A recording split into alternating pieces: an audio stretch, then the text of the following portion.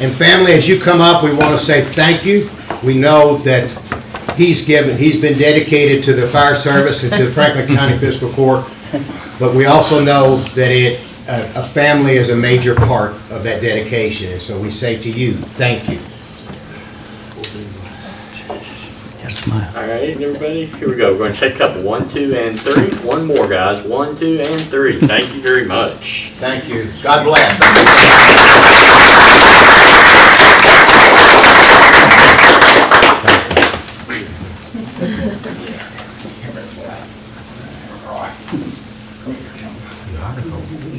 As you all know, the fire department takes a lot of time, and I appreciate them for putting up with me and supporting me, and I appreciate what you all do for us as employees. I hope a lot of our younger guys will one day understand how much the county does for their employees that they don't get outside. They wouldn't get if they weren't working here. And you guys, I know you all are doing a heck of a job. Keep it up. Keep up your good work and keep moving us forward. Now I'm going to get out of your chair. Thank you.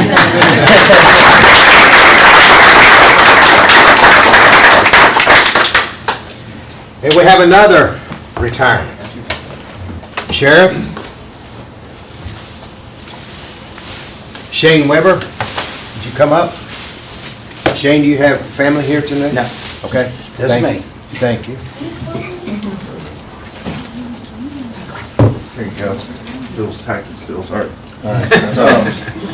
Shane's been with the sheriff's office for 20 years now, so you know if anybody puts that much time into something, we got to give them a big thank you and a farewell. And I'm sure whatever you do in the future, you'll be successful and you'll be missed here. Thank you. Yep. Let's present him this. Well, you just hang with that and I'll hold this for you. Okay, that'll work. Certificate of recognition for Captain Shane Weber upon retirement for his tireless dedication, honorable service to the citizens of Franklin County from 2000 to 2022. Excellent. God bless you. Thank you. You were a former student of mine. Yeah. It's good to see you.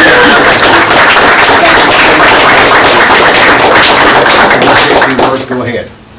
Just like to thank Sheriff Quire for the opportunity. I know I left briefly back in 18, and I appreciate Sheriff Quire bringing me back and let me finish my career at the Sheriff's Office. So. And on the 29th at 1 o'clock at our office, we're going to have a party for him. Shane? Nothing wild. bet. Anybody there, we come here invited. Thank you. Thank you, Shane. Thank you, Shane. Let's give him another round of applause.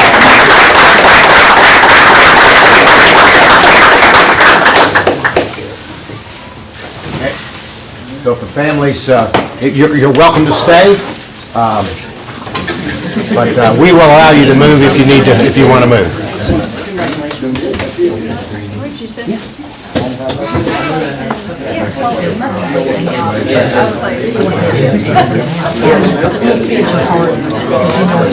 Small child is sick. He doesn't travel They may want to, it's just hard for them to sit somewhere. See you, John.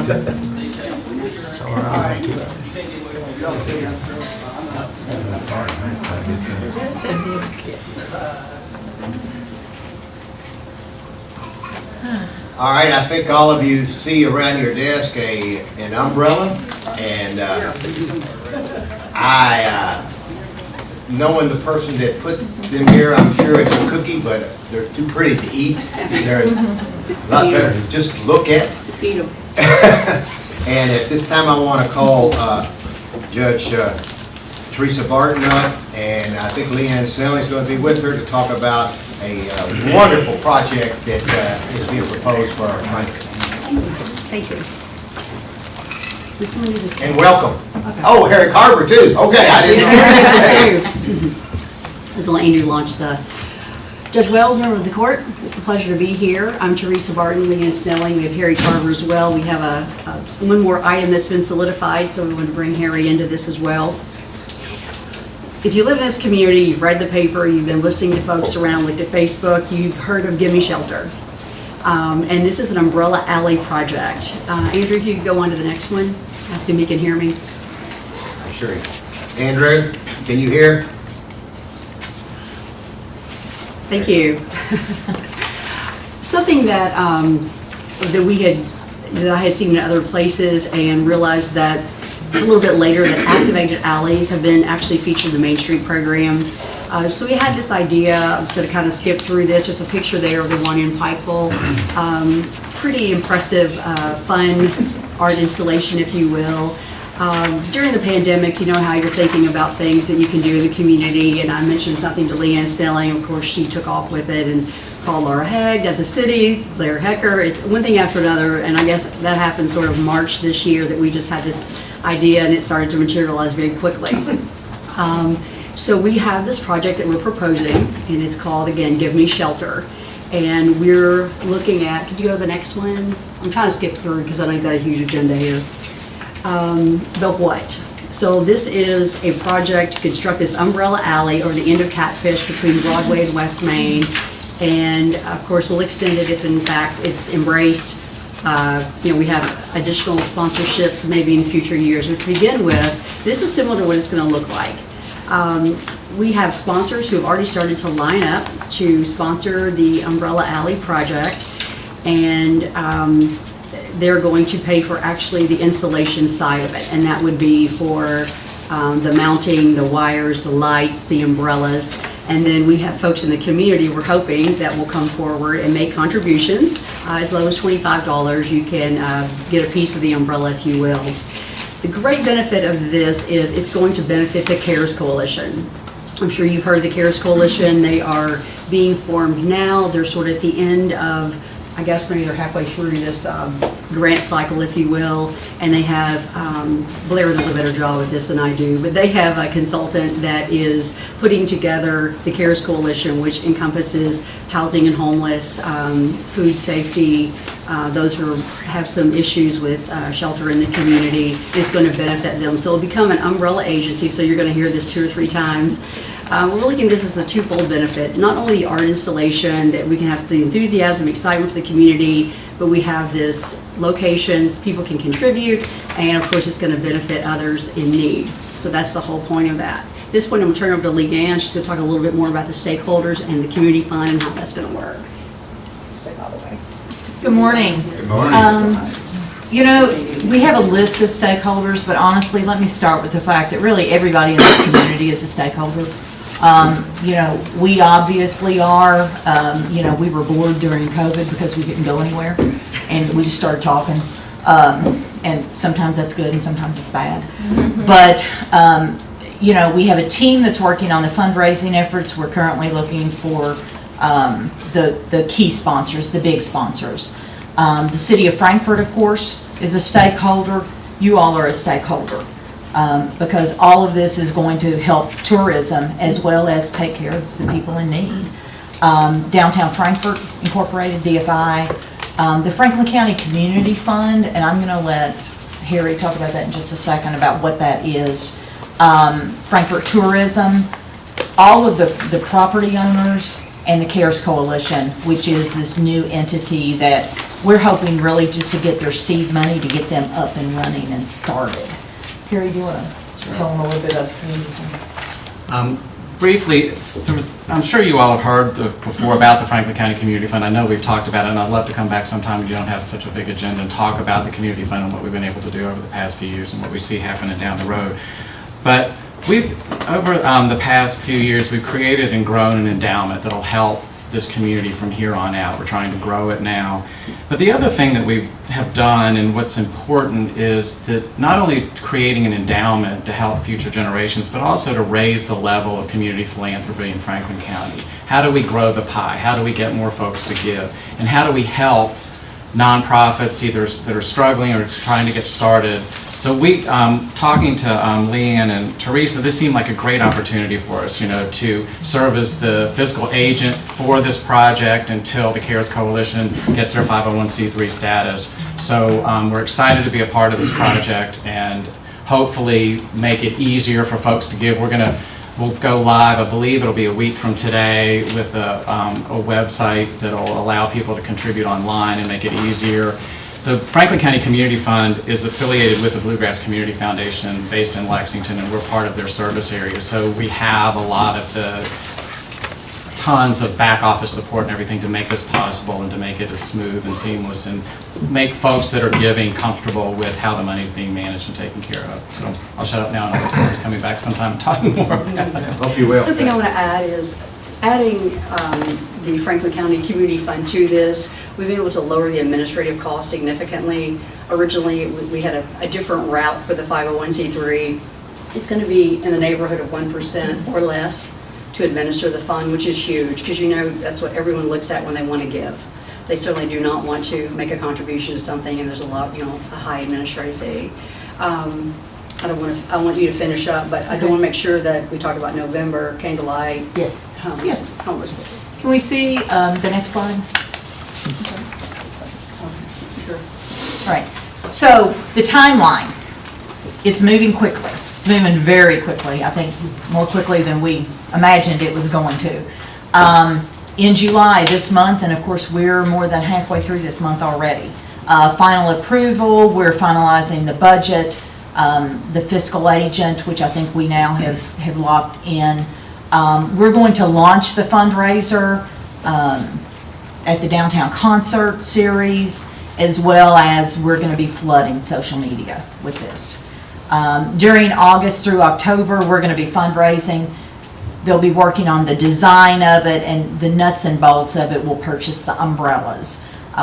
We'll do all of those things, and then the infrastructure will be installed. In November, we are going to have a dedication. It's going to be November 9th, which is the night after election night and the night before the candlelight tour begins. So it's a busy week, but we are going to have a dedication at the Foundry. They have donated that space for the dedication, and of course the Umbrella Alley will be Catfish Alley, which is attached to the Foundry and the Cooperage. So we're going to have a dedication to honor the sponsors, all those that have helped, and just basically get people looking and talking. So what do we want from you? Well, there are a few choices. First of all, obviously, if county government as a whole would like to contribute to this cause, we would welcome that contribution. Individually, as citizens of Frankfort and Franklin County, we would like to extend the opportunity to donate personally or to get involved in the project itself, if you'd like to do that. And lastly, talk to your friends. If you know a business or an agency or somebody who would like to be one of those big sponsors, we do still have some slots available. We've locked in a few, but we have a few more available. So if you know people who would like to do that, please talk it up. Do you have questions? Yeah, if you don't mind, I'll start. And first of all, thank you, Leanne, Ms. Barton, Barry, thank you so much for being here. What an exciting opportunity. I have seen it in other places as well, and I thought that was exciting. You would not, if you gave money, be buying an umbrella. You would be giving, the umbrellas are bought by the organization. Is that correct? Yes. So you'd be donating to buy Yes. an so To be part of the umbrellas. project. To be a part of the Yeah, project. to be part of the project. Yes. So then we want to make that clear. Also, would you make sure, and Andrew, I hope you're listening, I think you are, let's make sure that all that information, even how the large donors or whatever, how they go about donating, so we have that, so we can put that up on our webpage and make sure that gets advertised, okay? And from there, we'll keep moving forward. Come back and let us know what else you need, or if anything, or let me know specifically if there's something that you could use from us, and we'll work on that as well. So we want to say thank you for the project and want to help you do whatever you can to make it a success. Judge Wells, let me add one thing. Sure. You will have a sponsorship packet in front of you. I see Scar Sebastian, of course, you're on the financial page. That's going to be updated once we locked in the Franklin County Community Fund. Those administrative fees and costs are going to be modified. So let me get you an updated version, because I know that will give you less heartburn when you look at it. And let us get you an updated version. I'll send that to the deputy judge as well as Andrew. Great, great. What is the majors? Squire. Thank you, Judge. And thank you for the presentation. Very nice. Just curious, on the sponsorship opportunities, Teresa, you made a comment, somebody could do it for as little as $25. Yes. Will you have anything else broken down less than 1,000? So your Absolutely. average citizen could say, hey, I can put $100 towards it and it's going to go here. Is there Sure. going to be something like that added? What we have there are basically the sponsorship opportunities to get the project up and going, to get it mounted, displayed. The maintenance is going to be taken down certain times of the year, make sure, your umbrellas go bad, they get replaced throughout the cycles coming up.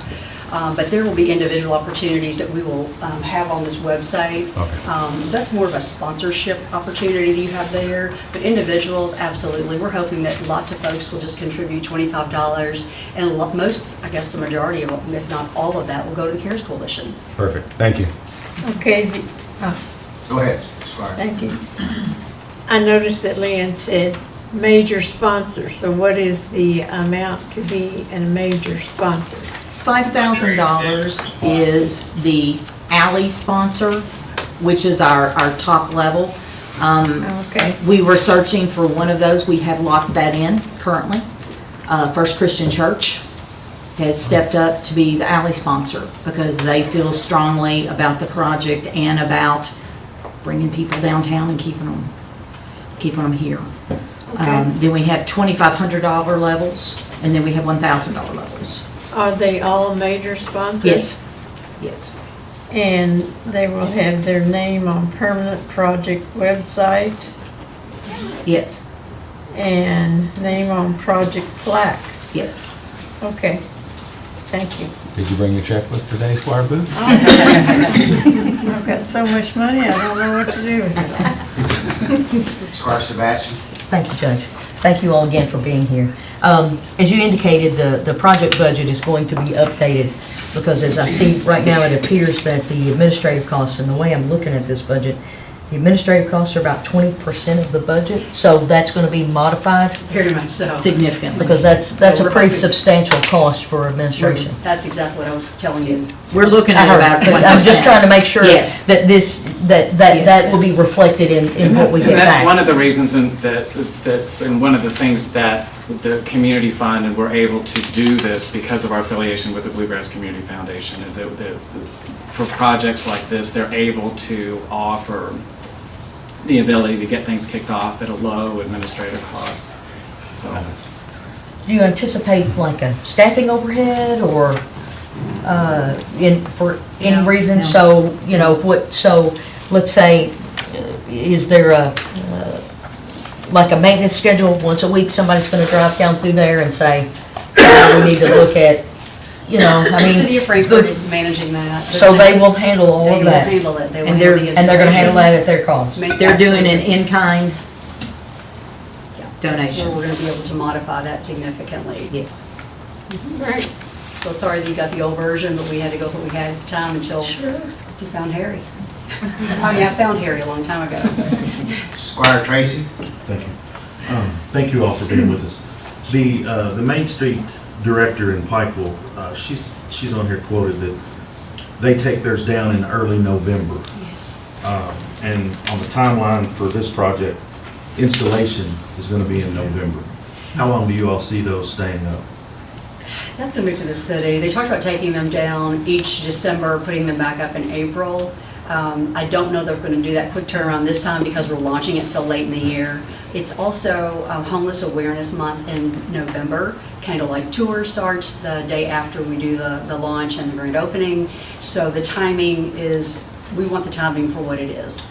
And they'll make the decision whether to go ahead and take it down, maybe late December, maybe after the holidays, and then put it back up in the spring. We just think with the inclement weather in the winter, it's probably not the best to let those stay up. So But the that's- lights will stay. So you all are gonna do lights over there as well? Solar lighting. Okay. I know there are plans for lighting on St. Clair Mall, and I think they've had them for maybe 2 years. I've heard something about Maybe a that. little longer. This won't, I guess, knowing downtown, this project, you're hoping to draw people to that alley? Will there be seating around there?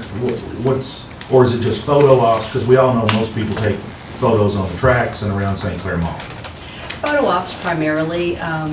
As a side note, it's not really my business, but we're hoping that the businesses that have backs along there will be encouraged to possibly enhance those and make it more usable, if you will. And a couple of them have already talked about, they're excited about the project because they can then utilize those back patios, so to speak.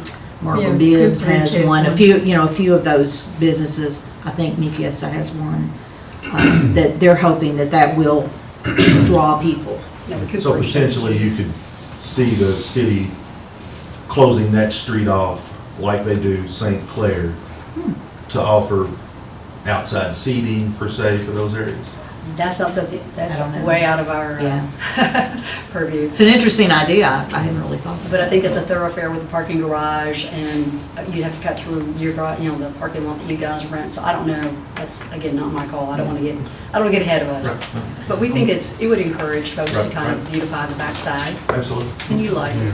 Thank you. Yeah. The one I've seen, and I can't remember, I believe it was somewhere in Florida, but anyway, it was still a drive-through. It was not a sit-down type restaurant spot. However, 35 years they've been talking about St. Clair. I was there when they were talking about lighting St. Clair. It would be a good idea. I'm Maybe just we thinking- could expand the umbrellas too. I'm just thinking safety reasons. Exactly. You know, if you got people cutting through and, people are doing their photo ops and things of that nature, safety is a And I think that's something the city will address at some point, because I know between the Foundry, the weddings, and the Cooperage, there are a lot of events that go back and forth there as well. Yeah. Thank you. Sure. Anybody wanna, Write a check? start a? I've been saying that a lot lately. I'd like to, personally, I'd like to see what the city does and what their in-kind value would be, and I'd like for the county to go into competition with the city and see what we can do to compete. We would with love them. that. All right, so stay in touch with us and come back to us when we get. Sure. Just tell the city that we're watching and we're seeing what we can do. I think I hear a Right, challenge. Squire Muller? I'm all for it. All right, I that's think I good. hear a challenge on the I hear, books. there is a challenge on the competition. table. And it's not fighting a duel with a deadly weapon, right? All right.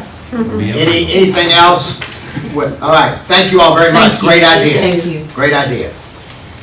Okay, the next item on the agenda is, we have a guest I haven't seen in a long time. Ryan, welcome, and let's get the final, maybe it's the final update on the ESG project at the jail. I know there's some, and switch hats, Judge. Okay, hi, I'm Teresa Barton with ESG. All right. I do want to thank you all so much. Gosh, Judge Wells, Fiscal Court. If I start naming staff, I know that I'll forget some of it. Robert Hewitt, the jail staff, every single person, the fire department, all along the way. You all have been phenomenal to work with. It has been our absolute pleasure and honor to do a project of this magnitude in Franklin County. We feel like we've truly made a difference, not only in your efficiency, but just being good stewards of county tax dollars. So I want to give you my personal thank you. Ryan here is going to give you the final update of the project and the closeout.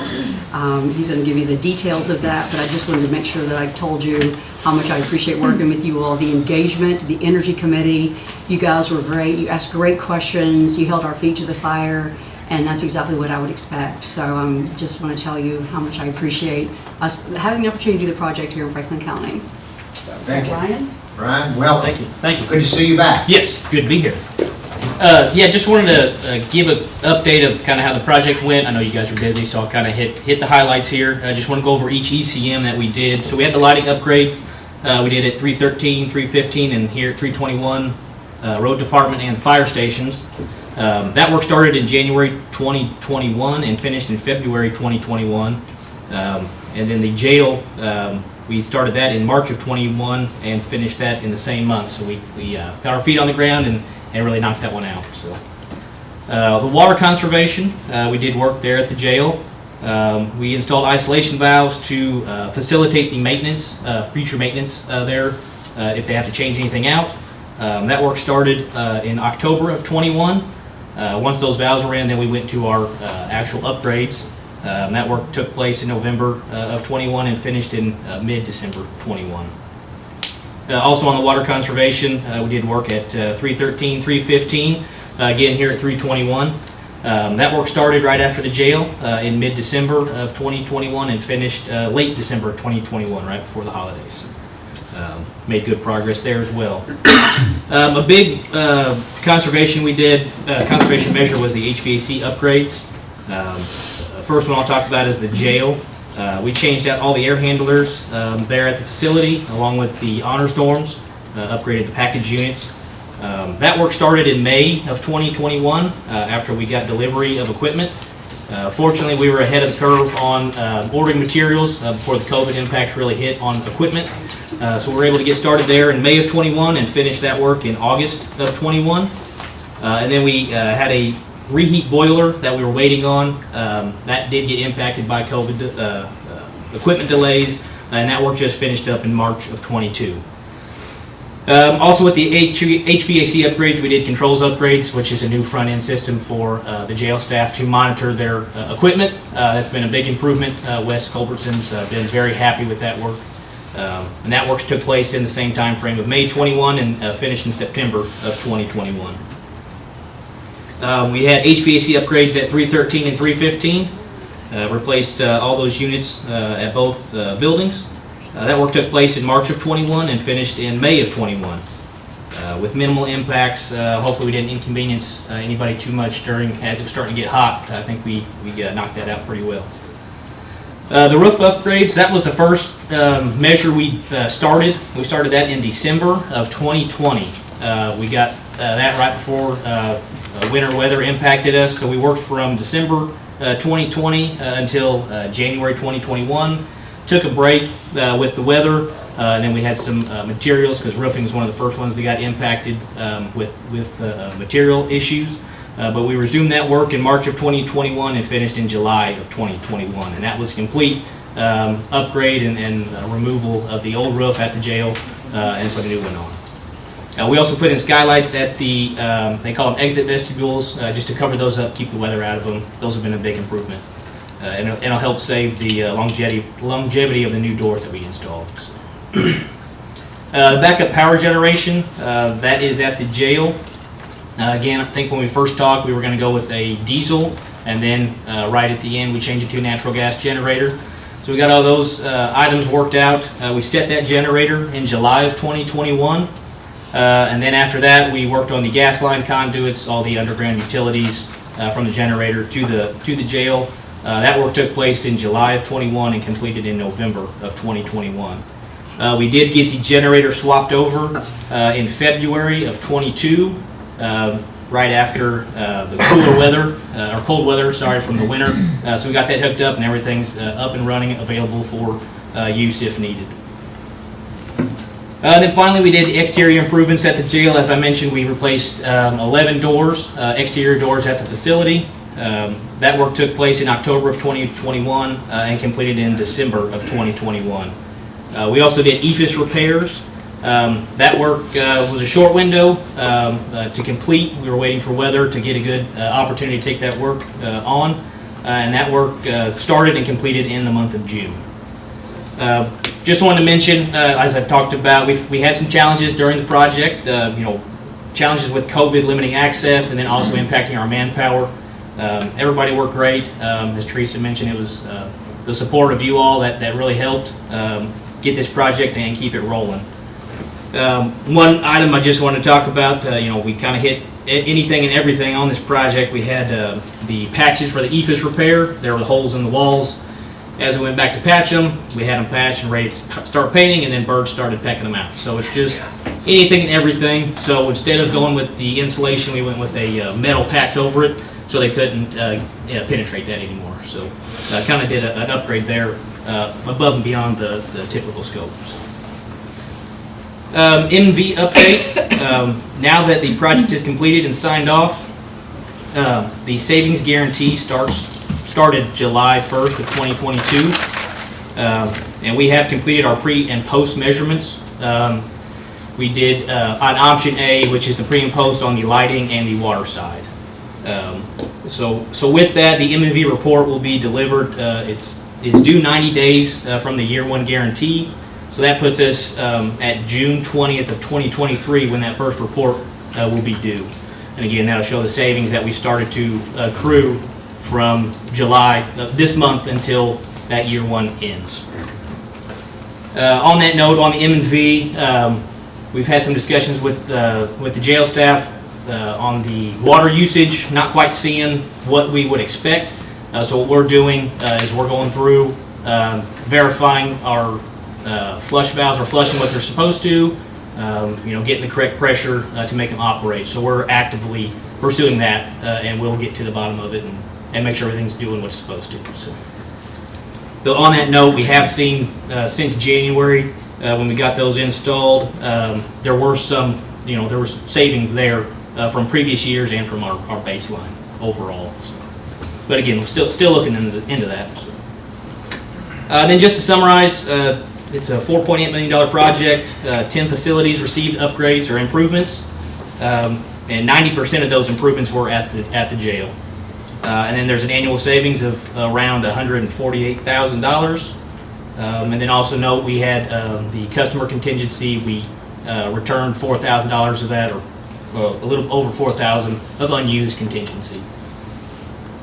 And then just to reiterate what Teresa said, appreciate the support and opportunity from the Fiscal Court. Appreciate the support from the Energy Committee. And then I do want to mention Robert Hewitt, Jeremy Colston, Jailer Bonta, and Wes Culbertson. They were tremendous in keeping us rolling, getting us access and everything throughout this project.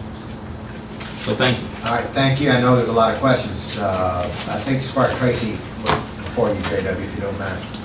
Ryan, thank you. Teresa, thank you. Obviously, like you touched on, 90% of this was at the jail, so that the jail was a huge concern for us going in. My question was about the utility cost.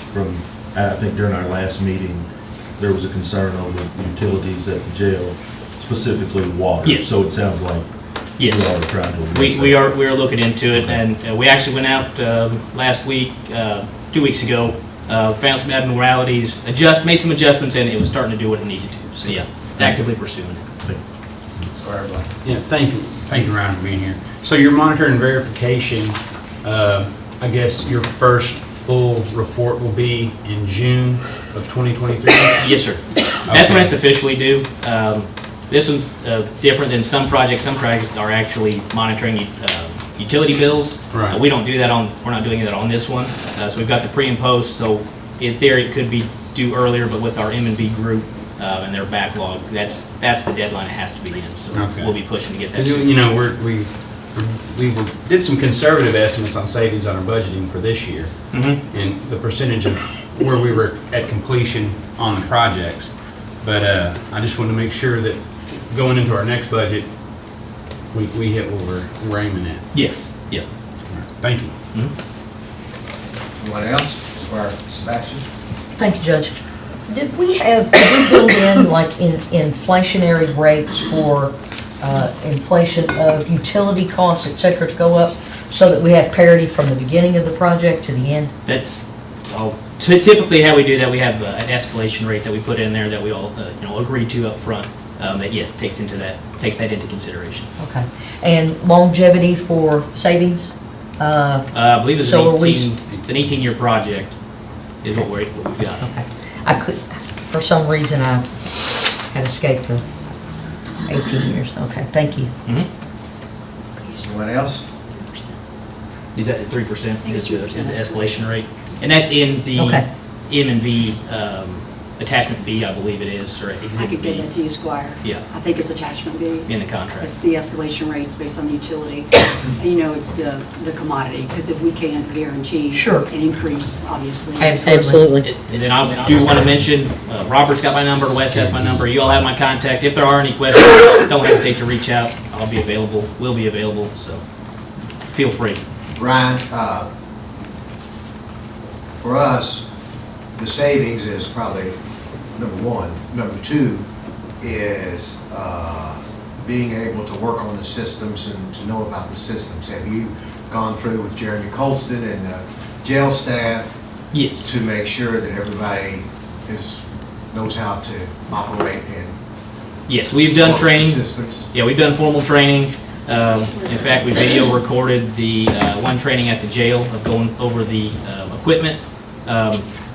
To me, it's one of those things, if you don't use it every day, it's gonna fall out. So that's why we're always available for the questions that come up. Hey, how do we operate this control system? How do we need to do this, or how are these valves supposed to be flushing? So yeah, we're always available.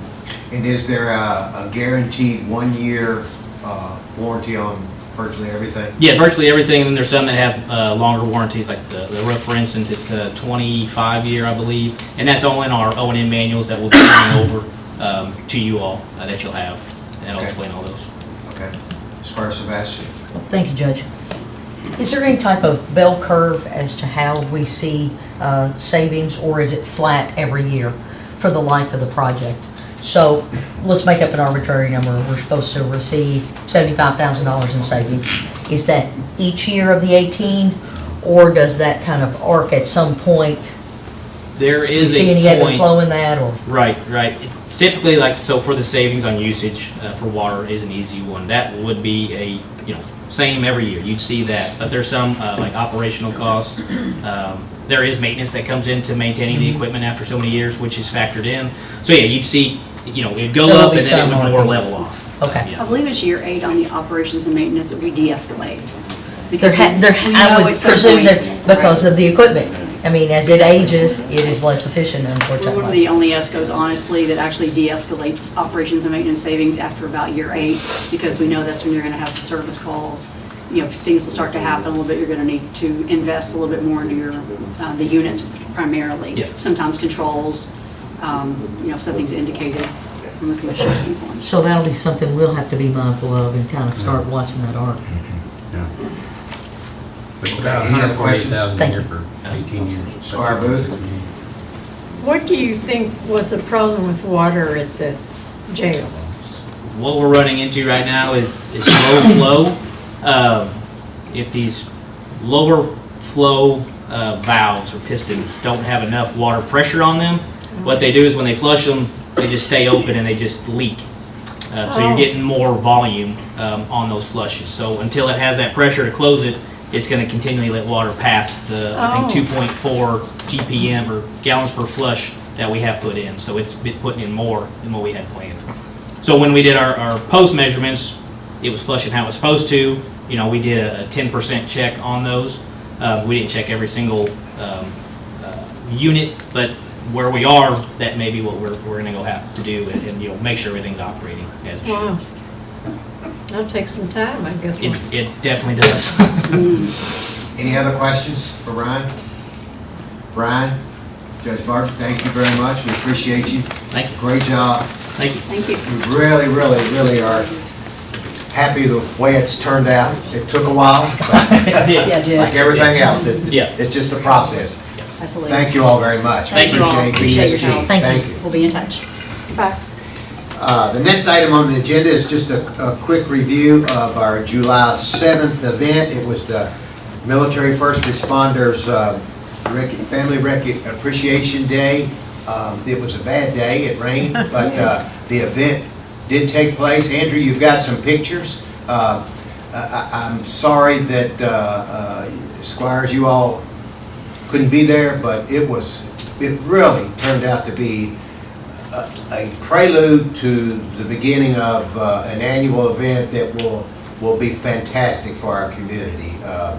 Just a lot of great things were out there, and you can see that this is a beginning of a fantastic annual event to recognize our first responder families and our military families. So I hope that the court next year will continue on. The National Guard wants to do it, and partner with the city and the county to make this an annual event. But there were quite a few people there, even in the rain, so it turned out very well under the circumstances. Yeah. Tish, I think you were there. I was, yes, sir. And what your thoughts? I thought it was fantastic. I thought there was a good show of people and the community seemed to love it. And I just want to say the chamber provided all of the gift baskets. Wow. So we got baskets from a lot of our members. I think we had 10 or 11 baskets from all the banks in town and a few others, and they were fantastic They giveaways. were fantastic. A lot of us were hoping that our name would come. Really nice gifts.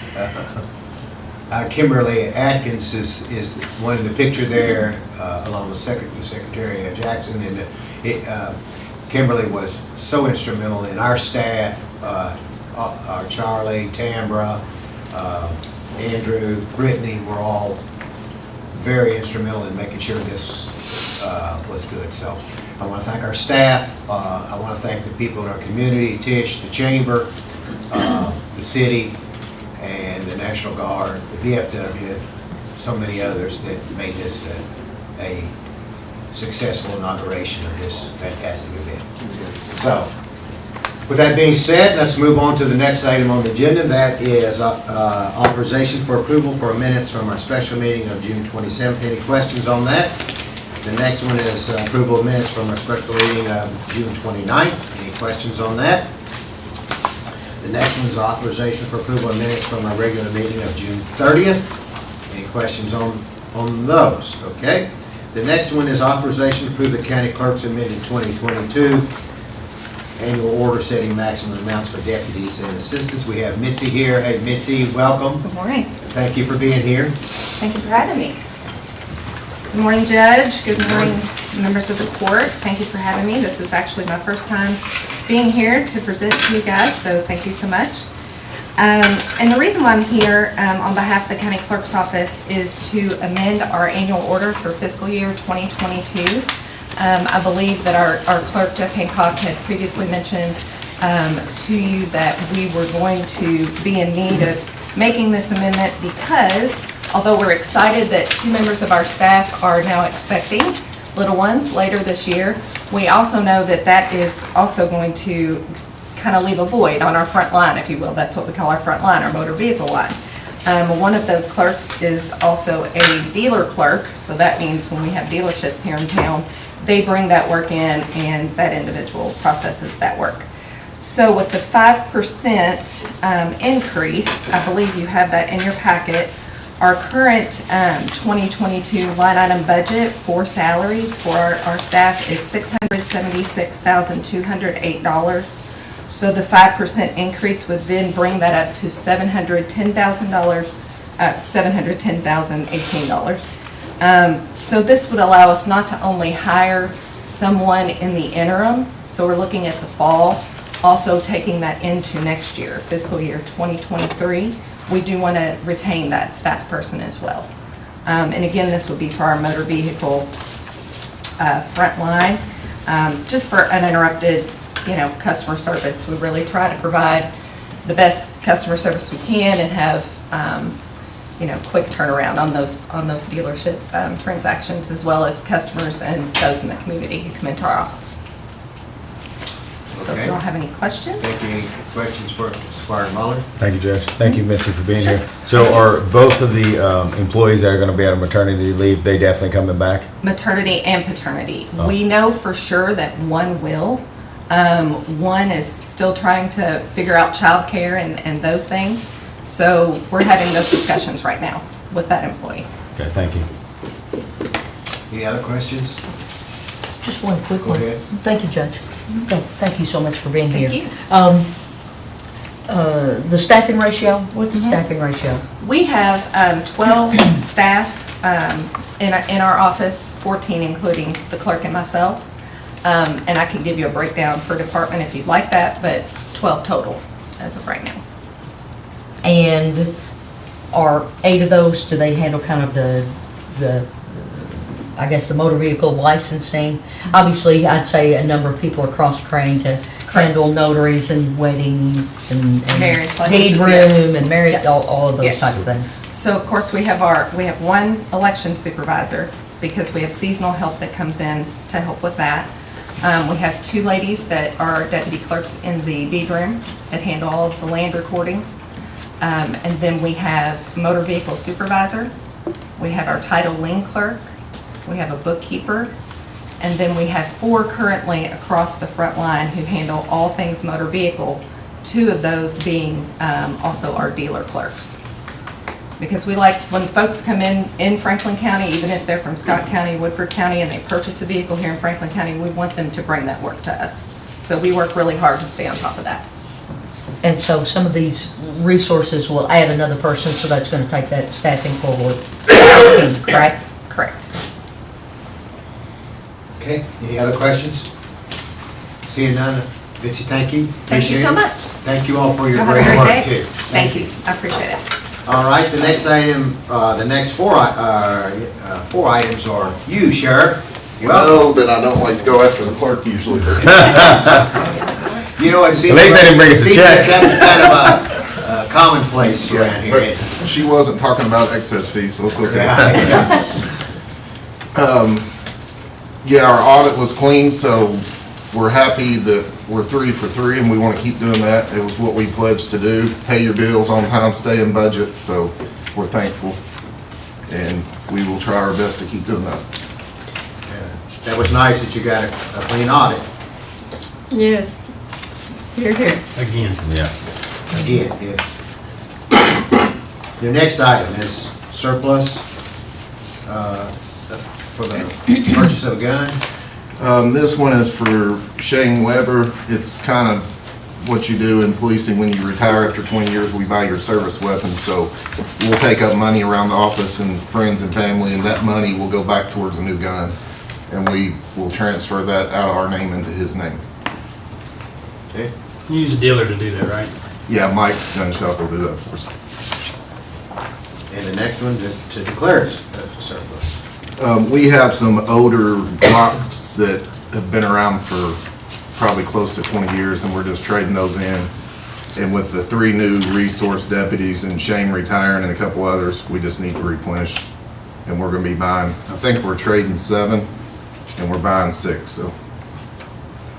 So, this is a question that I think the court needs to be thinking about. You can trade in your guns for new guns. What I've run into here, and I've talked with Keiko, and we have a whole closet full of phones and tablets. The fiscal court can't trade in our phones or our tablets for new ones, whatever reason, I don't know, but to me, that's wrong, that's silly, but I find it interesting that you can trade your guns in and get new ones, but we can't trade our phones in towards new phones, so, or any technologies and stuff. There is programs set up that, people who are less fortunate, that if we clear them all, we could donate them and maybe get a tax write-off. Well, still, They won't even let it go to like a nonprofit agencies for kids to use for homework or anything. It's interesting. You would have to declare it all surplus. Yeah, but we still carry it on insurance. Gotcha. So the key thing, and we've talked about this, is strategic planning, or at least I brought it up. We need to clear that stuff out, as we can. Yeah. So the judge makes an excellent point. Yeah. Okay, Sheriff, keep going. Next one is authorization to declare vehicles as surplus, too. Sheriff, before we go, are you going to go back with 40s? Yes, we are. When we trade those in, we get an independent appraisal from someone other than the vendor, just like we are the vehicles. And then we just get the credit towards the new ones, because, these guns have had thousands of rounds just biannual training, through them. And we don't need Generation 3 Glocks when, you can trade for a few $100, get new ones, so. But that's our plan, just to buy those 6 or 7, whatever we need to replenish. How about your vehicles? So we started talking about cars ever since I've been here, and I want to thank the court for supporting it. I think I used to dream and wake up and think about cars just because of the way the fleet was. And now it's in really good shape, so thanks for supporting us. And basically, we're doing what Enterprise and some of the leasing companies offer to do, is cycling out our cars while they're still worth something. Because all the vehicles on that list, you know, they're out of warranty with the exception of one, and we're getting 32 to 34,000 for each one, and you can buy a new one for 41. So instead of buying 3 cars for the 130 grand, we're really getting like 10. But I think the best thing to do is cycle them out. We know our fleet better than anybody, and we're not paying administration fees and waiting in line for orders to open and close and all that stuff. So what this will do, we're surplusing all the 19 and 20 Tahoes that are out of warranty. We're getting good money for them, and that will put our fleet at 51% new vehicles. So we'll have 16 2022s in our fleet out of 31. So I'm happy, that's pretty good numbers. What about your electric vehicles? Part of this trade-in that we're doing, we're getting 3 more in addition to the 6 that you all bought. So we'll have 9, which puts our fleet at 29% electric. And what about chargers? We have chargers at the office. Mr. Kopp is talking about putting them at the high school and middle schools for us. So when the deputies are there, they can charge. And a couple of the deputies have already put them in their house. So, but the goal is to work with Ann Northcutt and whoever else is willing to help. I've talked to some folks at the state, Mr. Brown, or we left a message about the grant opportunities. Because ideally, we want a stage 3 charger at the office. That way you can rapid charge in, 30 to 40 minutes, you get a full charge. Absolutely. And we also want that for the public, too. Right, exactly. It would be a good safe place for whoever needed to charge, because as of now, there's no stage 3. I know there's talks about maybe putting one somewhere downtown. So if that does go in, we can always go down and utilize that and get a quick charge if needed. Okay. Sparmola, you're first. Thank you, Judge. Thank you, Sheriff. I have to ask a question on this 3500 Chevy that only has 9,000 miles. Why the trade-in? It wasn't intentional. So we go to pick up electric cars, they're like, hey, we need inventory. I said, okay, you can appraise it, and, we're getting 10 more thousand than we paid. So I'd rather a deputy have a brand new Tahoe than me to be driving that truck. Understandable. Thank you. So I'll probably be back in a Crown Vic, but that's okay. Squire Tracy. Sheriff, I think it was our last meeting or so. So now with 9 electric vehicles in the fleet, you referenced that it was $7,000 to $8,000 per year, maintenance and. It's around 8,500 on average if you take our 31 vehicles and the maintenance and the fuel. So you're saving, say, with the 9 electric vehicles, it's around 76,500 annually. So in 4 years, if we were to cycle them out, that was 306,000, which is more than the cost of the vehicle. So the electric cars are paying for themselves? Right, as of now, current electric rates, whatever. There's really no maintenance other than tires and brakes. You referenced the 3 additional SROs, so that'll give the school system 6. Yes. On, I guess, at their campuses, and they're going to drive the electric vehicles. Right. I know with the new legislation that's passed, they're wanting those SROs to stay at school. Yes. Is there a plan for that? Yes, what's going to happen, we actually have 6 at the school, so each high school and middle school will have someone there almost all the time.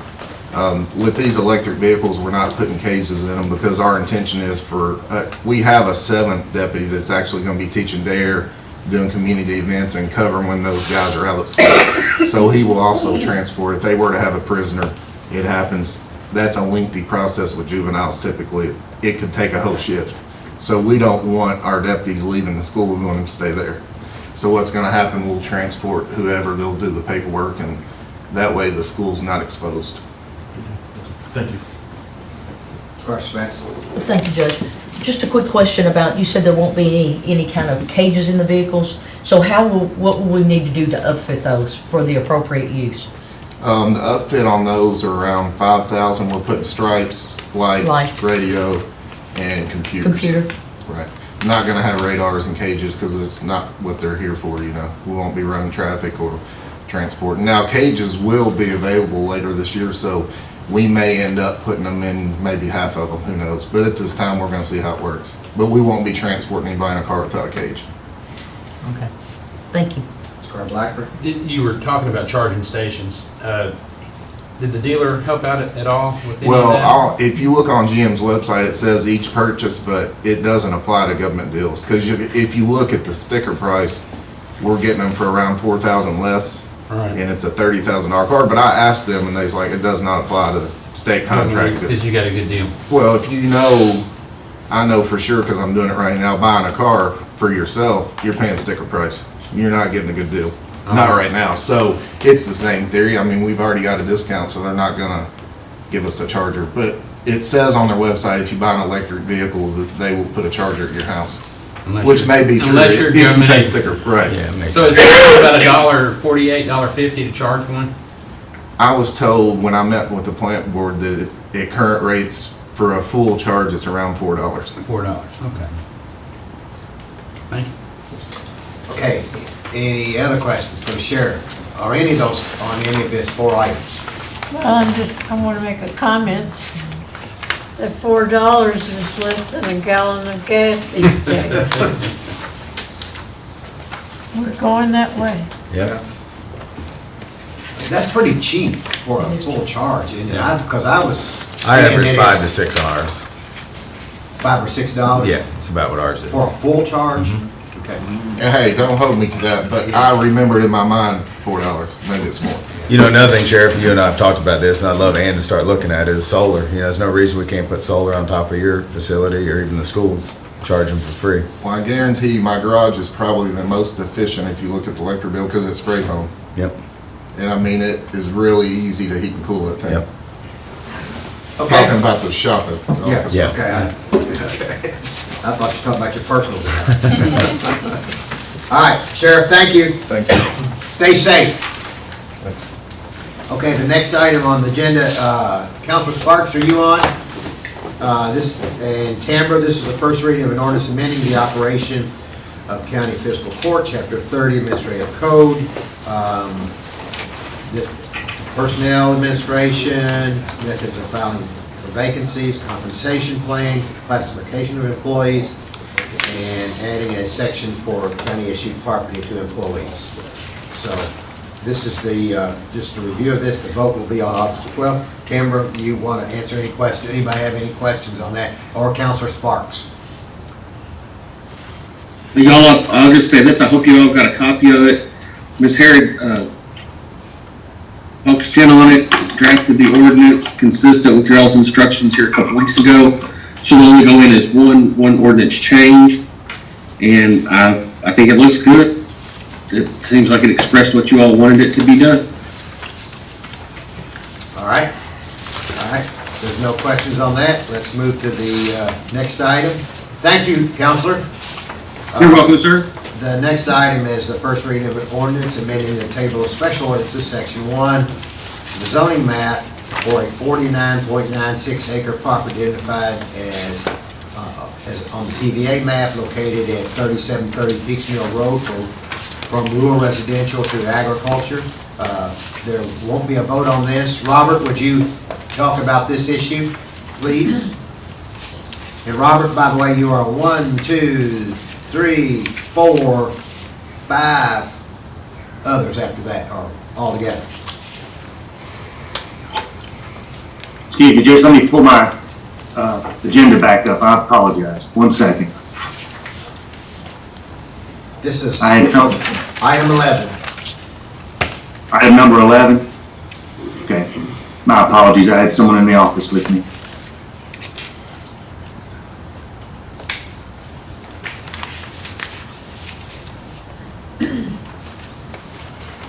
All right.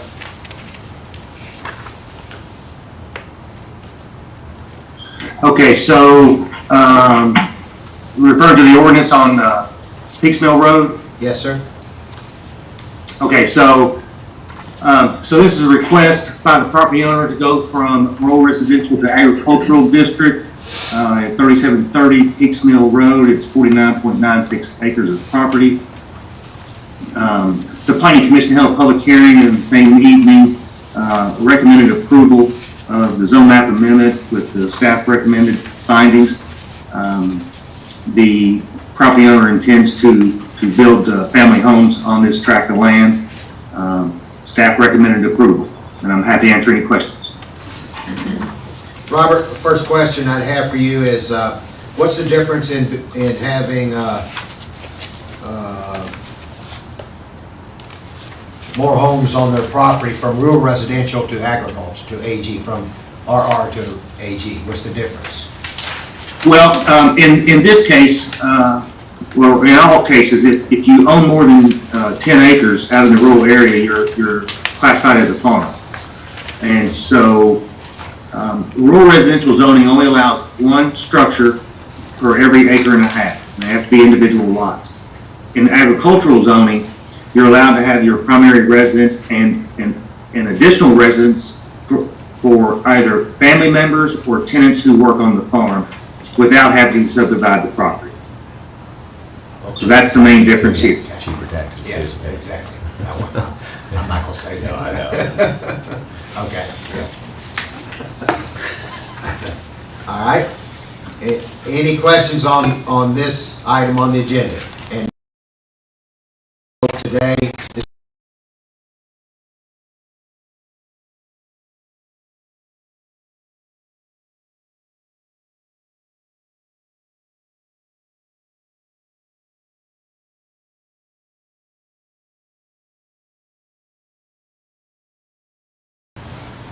Yes, they can have multiple homes. Multiple homes, okay. Had anyone try to, pack 10, 15 homes, that I just haven't had that happen. Of course, that would raise a red flag with me if they attempted to pursue that. Because we can still regulate it either by the issuance of a building permit for each structure, or they can elect to go farm exempt. Either way, by the county's ordinance, in order to obtain an electrical inspection or electrical service, you have to either obtain the building permit or the farmstead exemption. So there's no way that they could sneak a house in without us knowing that. Okay, thank you. any other questions? All right, Robert, let's go to the next one. This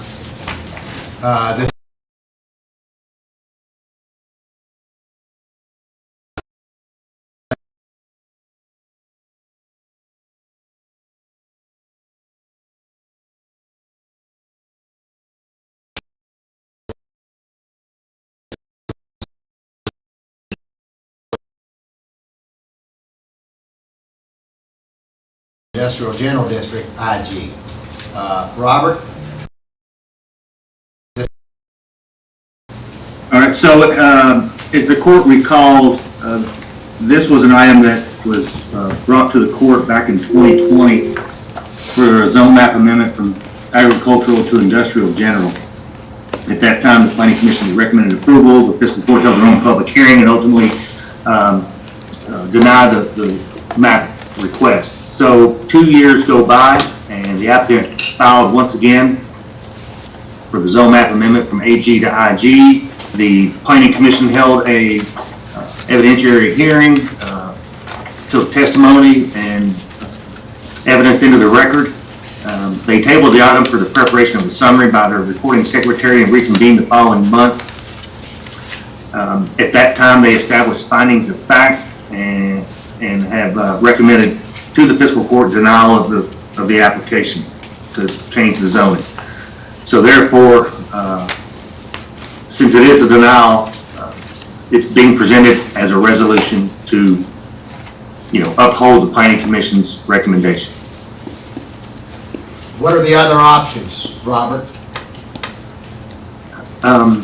If the court wants to reconsider this case, they could either request a transcript of the hearings and then establish your own findings of fact and overturn it by ordinance, or the fiscal court can conduct their own public hearing, a de novo, in which you start fresh and have your own public hearing, new testimony, new evidence into the record, and then you establish your own findings of fact and would once again by ordinance, if you choose to overturn the planning commission's recommendation and approve it, or you could, after that hearing, reconvene and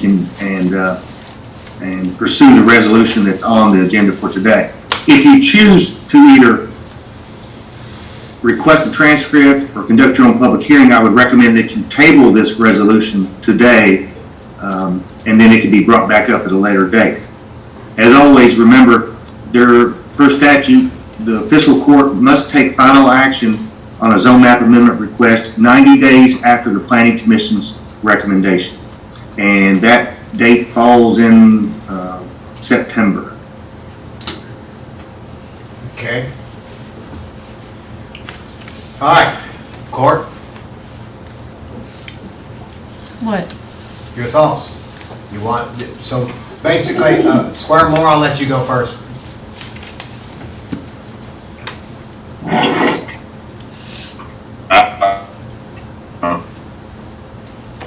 All right, your Wi-Fi's bad, Squire. You're frozen, yeah. We'll let them. Frozen, well, Okay, go ahead. I said I would like to get the transcript on it. Okay. I would like to vote on it. You hear me? Yes, we got that. How does everybody else feel about that transcripts? I think we should vote on it today. Well, hang on, okay, that's one, we're trying to figure it out Oh, here. for Okay. transcript, okay. Transcript, let's look at a transcript and then we'll come back to a vote on it. Anybody else for a Yes, transcript? I'm in for the transcript. You're in for the transcript? So ultimately, that's the next step, right? To look at this again, right? That would be. I mean, yeah. Doesn't have to be. Well, I'm in for a transcript as well, so, so then the motion will be to, at the voting session, to, what would be to what, Robert? Table this item? Yes, sir, it would be to table the resolution, item 12 on your agenda. However, I would request that the county attorney render an opinion. As a result of COVID and all these meetings going virtual, would it be possible in lieu of a transcript for the fiscal court to actually view the video and audio of the meeting itself in lieu of? Okay. Hey, Judge, I think that's a very viable option nowadays because we have the actual video of the meeting plus the exhibits that have been handed out as part of item 12. So you've got a physical transcript by virtue of the actual meeting. I mean, you've got the transcript itself now. So, speak, Robert, Counselor, how would one proceed? Would we get a copy of the video and have each of the squires have a copy of that and review it? And then, is that easier to get than a transcript? Well, and that, Judge, I can't reference that because I don't know what the mechanism it would be to get a copy of that from the video that day or those 2 days. But it could be a matter of just putting it on zip drive along with the attachments that Tamara put on the agenda today. And then you just, you've got an active transcript per se, right? Yeah. So this would probably expedite, this would be quicker than getting a transcript, Robert? Is that what you're saying? Yes, sir. But I think it is actually the transcript now, if you want to look at it. Videos. Well, it's in a different form, but yes. Okay. All right. So you don't see a problem with that counting as officially as the transcript? No, sir, not the way it is done now. That's the way they were doing it in circuit court, criminal court divisions, et cetera. Unless, and I throw this out there, unless the applicants or others have some issues of using that video as the mechanism. I've heard no indications from anybody that a video wouldn't be appropriate. Judge, I believe counsel for the applicant is present in the conference room with you. If I could speak briefly on that, John. I'm John Bromford, I'm counsel for the applicant. I spoke to Mr. Sparks about this. Hang on one second, if you don't mind. We're not taking public testimony. Counselor Sparks, can the attorney for the applicant speak if we're not taking public testimony? Counselor Sparks? You indicated that we're not taking public testimony, Judge.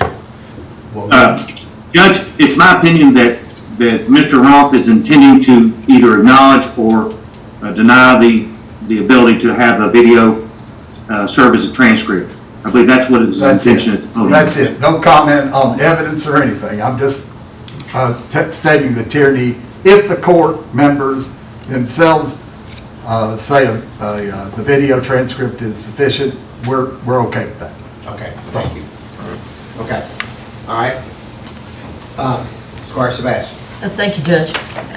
Counselor, and maybe this is directed to you and the planning director. You discussed exhibits. All of the material we have in our packet, does that include all of the exhibits? Or will we have to get a fresh set of exhibits? And I'll allow you to go ahead and address that because I have another question. Your packet contains the records from my office for this 2022 case. Mr. Can I ask, are you referring to the link that Ms. Harris put on item 12? Because I had a link with a Google Drop that contained all the exhibits. Yes, sir. That was your format. The magistrate or the court, the remainder of the court received hard copies. Okay, thank you. I thought that was in its entirety. I just want to make sure we're all on the same page. Yes, sir. Thank you, sir. So a secondary question, when I was trying to review all of this, I pulled the two other packets that we had previously, which I slept very minimally last night, just trying to go through this, and it was bigger than a Chicago phone book, the material I was trying to go through. Are we to not go back and review any of the old material? Because what I was trying to do is to see if there were differences in any of the documents and or exhibits, especially from the technical panel, just to see how things may have changed in this 2-year period or if they haven't changed at all. Robert, is that question for Robert? Whomever can address is how I started it. I don't know who can address it. I don't know if I'm supposed to look at the old stuff to see if it's changed or just that's over. I'm just not, I was trying to figure out if anything had changed. Robert, can you answer that? Well, in my opinion, the court has already ruled on the prior case. And this application stands on its own. Okay. Its own public hearing, and it does have some difference in material that was submitted at the hearing. So in my opinion, it would not be appropriate to refer back to the old application since the book has closed on that. Okay, thank you. That was just one wasted night of my life. Thank you very much. Squire Tracy? Just so everybody can be all on the same page, what's the timeline? When will this come back to us? When do we need to have the video of the planning commission meeting watched? What's our timeline? Robert, what do you anticipate how long do you anticipate procuring the video? How long do we have to observe the video? And do you think all of that can be done by our next meeting, which is the 16th of August? Or something like that, I don't know exactly. Wait, August 12th? 12th. 9 a.m. Is that enough time from this date to have all of that done? August 12th, is that correct? Yes. Yes. Okay. In my opinion, yes. I could have the video provided to the magistrates Monday, the 25th of July. And that would give them, 3 weeks until the next fiscal court meeting which I think would be sufficient time. The meeting is roughly, the two meetings, probably 3 hours, 3.5, something to that effect. Okay?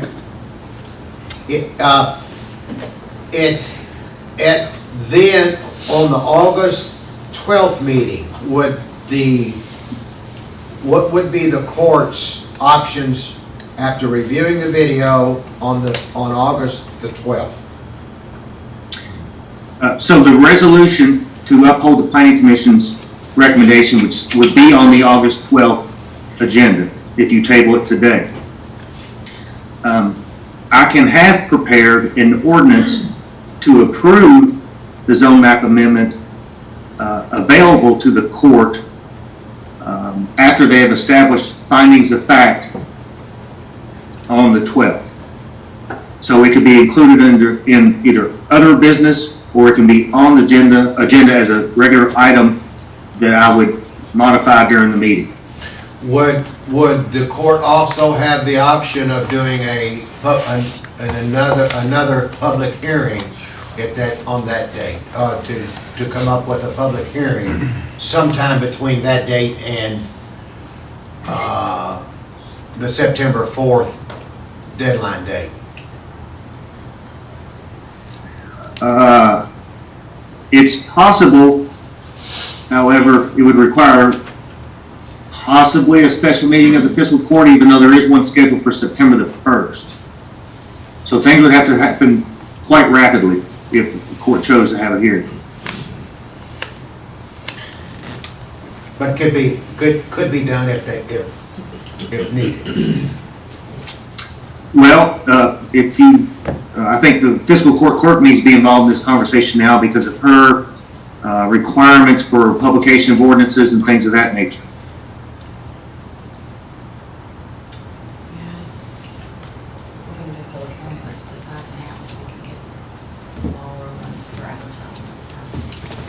Okay, Tamara just suggested that if the court wants another public hearing, that we need to go on and declare it now to make sure that we meet all the timelines.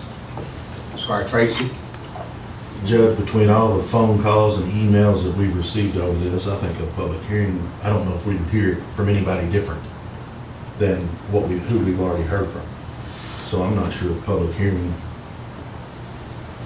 would be any different from the information we're getting today, last week, yesterday.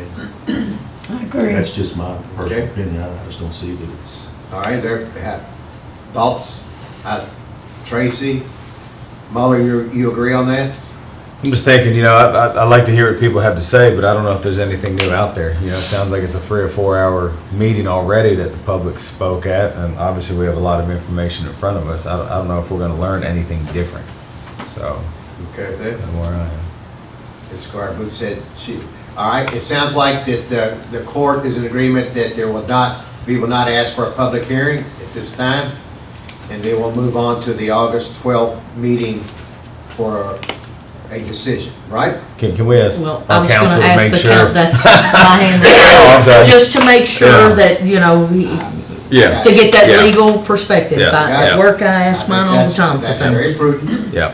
I'm just trying to recapitulate what's going on. Squire, Absolutely. Counselor Sparks. Counselor Sparks, are you there?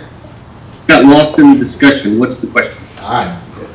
The question is it apropos?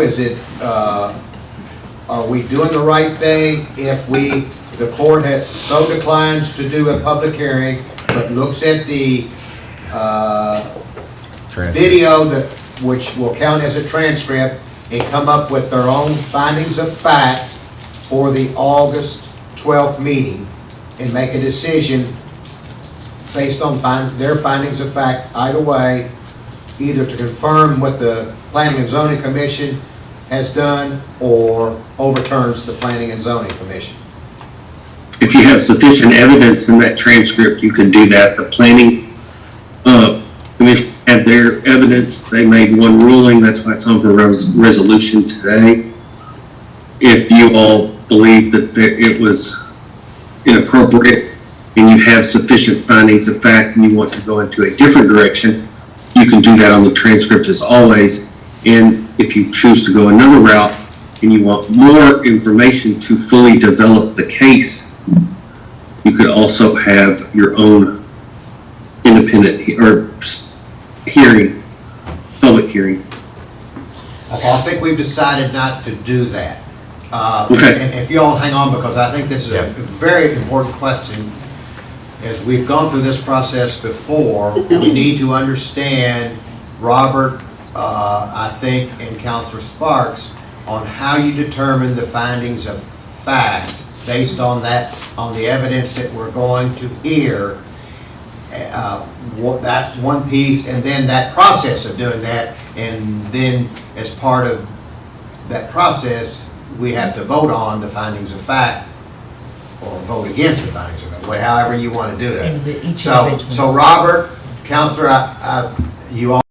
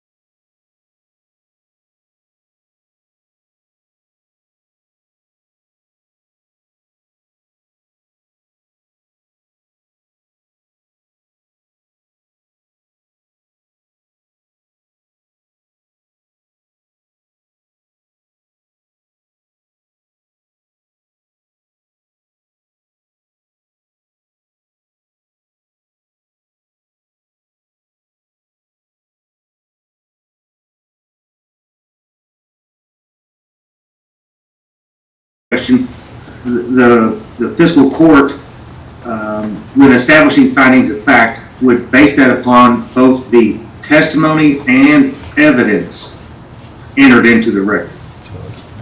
That is correct. So if you find something in that packet you want to say, that could be used. I see. Everybody understand? Everybody? And what's the 90 days after that meeting, September 4th? Around the 7th? 4th. Oh, I thought you said, okay. The meeting was the 9th, right? Of June? I don't know. I'm sorry. Right. Robert, is that what we counted? Is it September 4th? It's on the calendar in there. You're very lucky. We need to make sure we can have that. September 7th. Tracy? Just so everyone is on the same page and aware, this is a normal process, right? This is normal. Yeah. Okay. Just so everybody's on the same page and there's no confusion. Yeah. I think we've done this before. Yes. Maybe two. You did just a little, with one or another matter that you just took the first reading on. We had 90 days of September 4th. We started day 1 on July 28th. So our second meeting is on September 1. Well, that can't be right. That can't be right. It's from the planning commission's finding, right? From their meeting. Yes. Oh, yeah, that's right. Okay. Robert, what was the last date? I don't know what we. June 9th? Because we were counting, like, public hearing dates, advertising dates, ordinance dates, so. Okay, September, where was August? Robert, I think the question is, what is the 90-day date? All right, give me 1 second here. Just to make sure. recount it. Oh, is that what it is? And we have a meeting on the 1st, Do you have it? Do you have it? JW? JW said the 7th, Okay.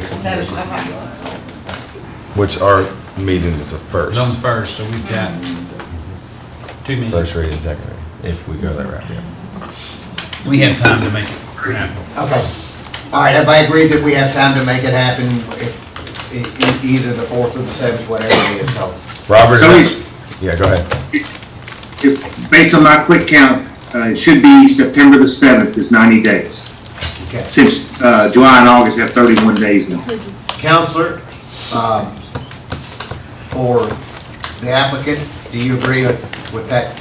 Yeah, they had told me September the 4th before, but I think September 7th. And I don't know how we came up with that. I'm sorry. But regardless, our court meeting is on the 1st. Correct. Okay. So we'll be. Regardless, we're fine. Okay. All right, any other questions? Everybody, audience, do you all understand where we are, where we're moving with this? Can I ask a question? Will the court take comment from the applicant at either meeting where this is considered again? I don't think so. I don't see why we should. I'm, no offense, but if I take your questions and concerns and discussion, then I've got to take everybody else's, and then we might as well have a public hearing, because we'll have. I didn't know because of our unique position in this. I understand. I understand the record. You all have decided today that you're not going to have another public hearing. You consider the transcript. And so I understand the fact that no testimony will be offered again. I didn't know whether you would accept the argument, and that's the only reason I was asking that. It's because I wanted to be prepared. I understand. If there is a question for you, you can answer that. Okay. if Just like today. Just like today. Gotcha. You will be able to do that. But other than that, no. There'll be no testimony given by anyone, because we're not going that route. We're going to listen to 3 hours of video and listen and watch 3 hours of video. Plus we have this. Plus we have that. Correct. Procedurally, I might add, I don't know, I was there at the 2 planning commission meetings the entire time. The planning commission, the meeting that has the testimony and quote transcript of the evidence that you all should be considered is only the May 12th meeting. The June the 9th meeting was the meeting that they held to make their findings of fact and generate their report, okay? But the testimony actually occurred at the May the 12th meeting. So the testimony that you would hear, there was no testimony taken at the June the 9th meeting. So I don't know whether Robert, y'all can rely on your counsel and Mr. Hewitt to tell you what's what, but in our opinion, the testimony was May 12th. All right, thank you for bringing that up. We'll let Robert and Councilor Sparks talk to us about that. Well, I'd review every bit of it, just like it is the actual transcript of the record. That's what I concur. So both meetings? Yes. Correct? Okay. Okay. So we're gonna watch both meetings, and Robert, you make sure that we have videos of both meetings, please. Yes, sir, I will. Okay. So the 5th is Labor Day in September, and so that's why we backed it up an extra day and put it on the 4th. That's how we came up with the 4th. All right, but whoa, so it's now the 7th, so. But it let's is not the say 7th, yeah. Okay, all right. So get the 4th. But our meeting's on the 1st? Yes. Okay, Yes. I was making sure. Yep. All right. Judge Will? Yes. If I may ask the court, is everyone capable of receiving the videos on a thumb drive that you would insert into a USB? Can everyone Yes. accept that format? Square more. I was going to say that too. Do you know, that, you're speaking of a thumb drive, Square more, are you? I'm impressed he's in Colorado on Zoom. That's a good. Yes, right. Okay, so thumb drives will be provided to the entire fiscal court. Okay, all right. Any questions? Any questions? Everybody understand where we're going? Okay. All right, so our action, and this is for Counselor Sparks, today when we get to this item, we need to table this item, correct? That's the way I understand it, right, Cameron? That's the only reason I'm asking Robert, the counselor. We're tabling this item today, right? That was what the court wanted to do, yes, ma'am. Okay. All right, thank you. Okay, so we don't even have to bring it up, we'll just take it off the agenda. Is that apropos? If that is the direction you want to go with, Judge, yes, that's correct. And I could just say we're tabling it. And the reason for the agenda today is in case the court wanted to go with the planning and zoning's recommendation and decline it. Okay. Okay. All right, I think we're ready to move forward, okay, everybody? We're ready to move forward? Yes, sir? I would have thought that you would have needed to elect to order a video transcript and elect not to have a public hearing today and table this motion, this resolution. Well, our counselor will advise us on that. Okay, well, I'm just thinking. I understand it. We have elected to proceed with a video transcript or video recording. We have elected to do that. We didn't have a vote To what? to do what you just said. We I think haven't that's had a what vote. council's saying. We need to maybe say that in the meeting to vote on it. I don't know. Okay. That's why We'll do I that. asked. Yeah. I That's think why we'll I do asked that. that. We'll do that as. It makes it an. So it's on record. So it's on Make it record. official, yeah. Yeah. Okay, thank you. All right. Moving forward. Thank you all for being here today. Thank you for your concerns. And let's move to the next item. This item is authorization to change the position of planner from part-time to full-time. And we've already received an application or so for that.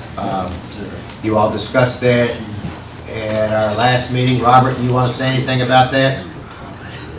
I want to say thank you to the Fiscal Court.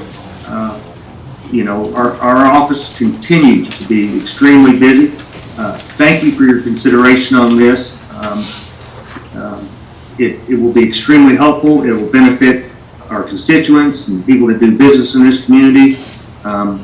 And so I would greatly appreciate the consideration of an affirmative vote on this. And I couldn't be happier. Okay, Squire Muller? Thank you, Judge. Hey, Robert, where are we in the process? An advertisement has been sent out. Betty Jo handled that. Ms. Rednauer, could you address it? Yes. Actually, the deadline, it's been advertised for 2 weeks on Indeed, on Facebook and the Chamber, and in the State Journal for 2 weeks. The deadline is today at 4 p.m. And actually, we have only received one application. Okay. Okay, thank you. Okay. Any other questions on that? Go ahead. Sorry. You're fine. I wonder if that is the part-time person applying for the full-time I position. don't think we should say, Yeah. really, what it's Oh, not. I don't okay. think that's appropriate to I'm say sorry. what it is. Yes. It's a good wonder, though. Yeah. It is a good one, okay? Okay, we're gonna move to the next item, and I'm gonna hold up on the John Mitchell for a moment. I'm gonna move Robert back up, because might as well just keep him in line since he's here, and this is authorization to advertise a request for proposed RFPs for assistance in the creation of a Franklin County Sports Commission and other tasks identified in the project specifications. Robert, you've worked on this again, you and Squire Tracy have, and I know that we have a couple people in the room that are here that might have questions, or we may have questions of them. So, Robert, you want to talk about this? Yes, sir. So, the court had provided direction to rework the request for proposals related to the formation and creation of the sports commission. I want to say thank you to Squire Tracy for all of the research and hard work he's put into this. He has really dug into it, and is probably the smartest person in the room as it relates to this topic. So, Robert, you're killing us. So Squire Tracy and myself met, and we worked through the proposals and prepared a set of specifications to go with the advertisement. And so I feel very comfortable with what you have before you. It is much more detailed and specific than the prior RFP was. And this function would allow the court to interview and potentially retain services that would allow that would provide information on what the commission is, what it does, and how you create it per state law. And I would like to allow Squire Tracy to fill in the rest, if that's all right. Otherwise, I can keep on. Thank you, Robert, and thank you for all your help with this. again, I think if you look at this, we can reference back to the Lakeview Park Master Plan, which this was identified in. You know, this is, we all have our own opinion of this. Obviously, my belief is we bring a professional in. We have the city, we have tourism, the county. We invite Paducah reps, we invite McCracken County reps here. We find out what they did. We find out what they wish they would have done, and maybe what they wish they wouldn't have done. But they can also clear up the fact that, you know, this is not about dissolving tourism. So hopefully they can clean that rhetoric up that's being spread around our community as well. So again, for me, this is about bringing a professional in that knows what's going on, can answer all the questions, and can listen to concerns, and again, move forward. And it's really about a dedicated revenue stream. Judge Wells, if I could add to that, if you don't mind. Go ahead. If the court approves to advertise this request for proposals, I would like to have it out for approximately 2 weeks. That would provide the opportunity for the fiscal court, City of Frankfort, and representatives from Paducah to get together to discuss this.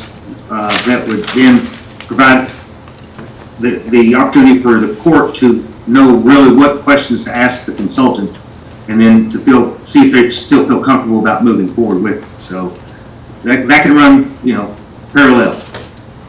I'm going to disagree with you, Robert. I think that's, and this is my opinion, as I sit here as one lone member of this court, I'm not against this at all, but I think the cart is way before the horse here. We don't know what the questions to ask. We have had one meeting with the city. Everything that we do is contingent upon the city being part of it. The city made no, they had no idea either. So the recommendation from our one meeting, which you two were members or part of, they said we want to get, I believe the city manager from Paducah said that he would be happy to come on board, and we've been trying to get this meeting set. I may be set for next week, I don't know, but we've been trying to get the second meeting set so we could understand.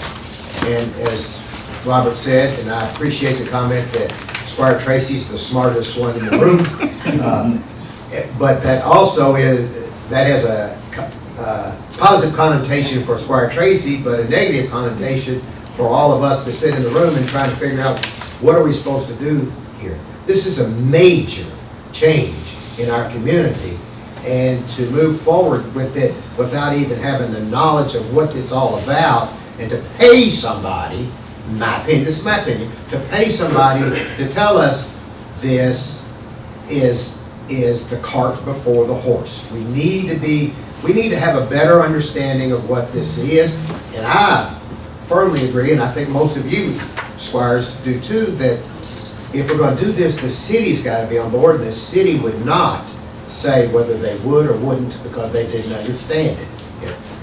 The point what we left off at our last meeting.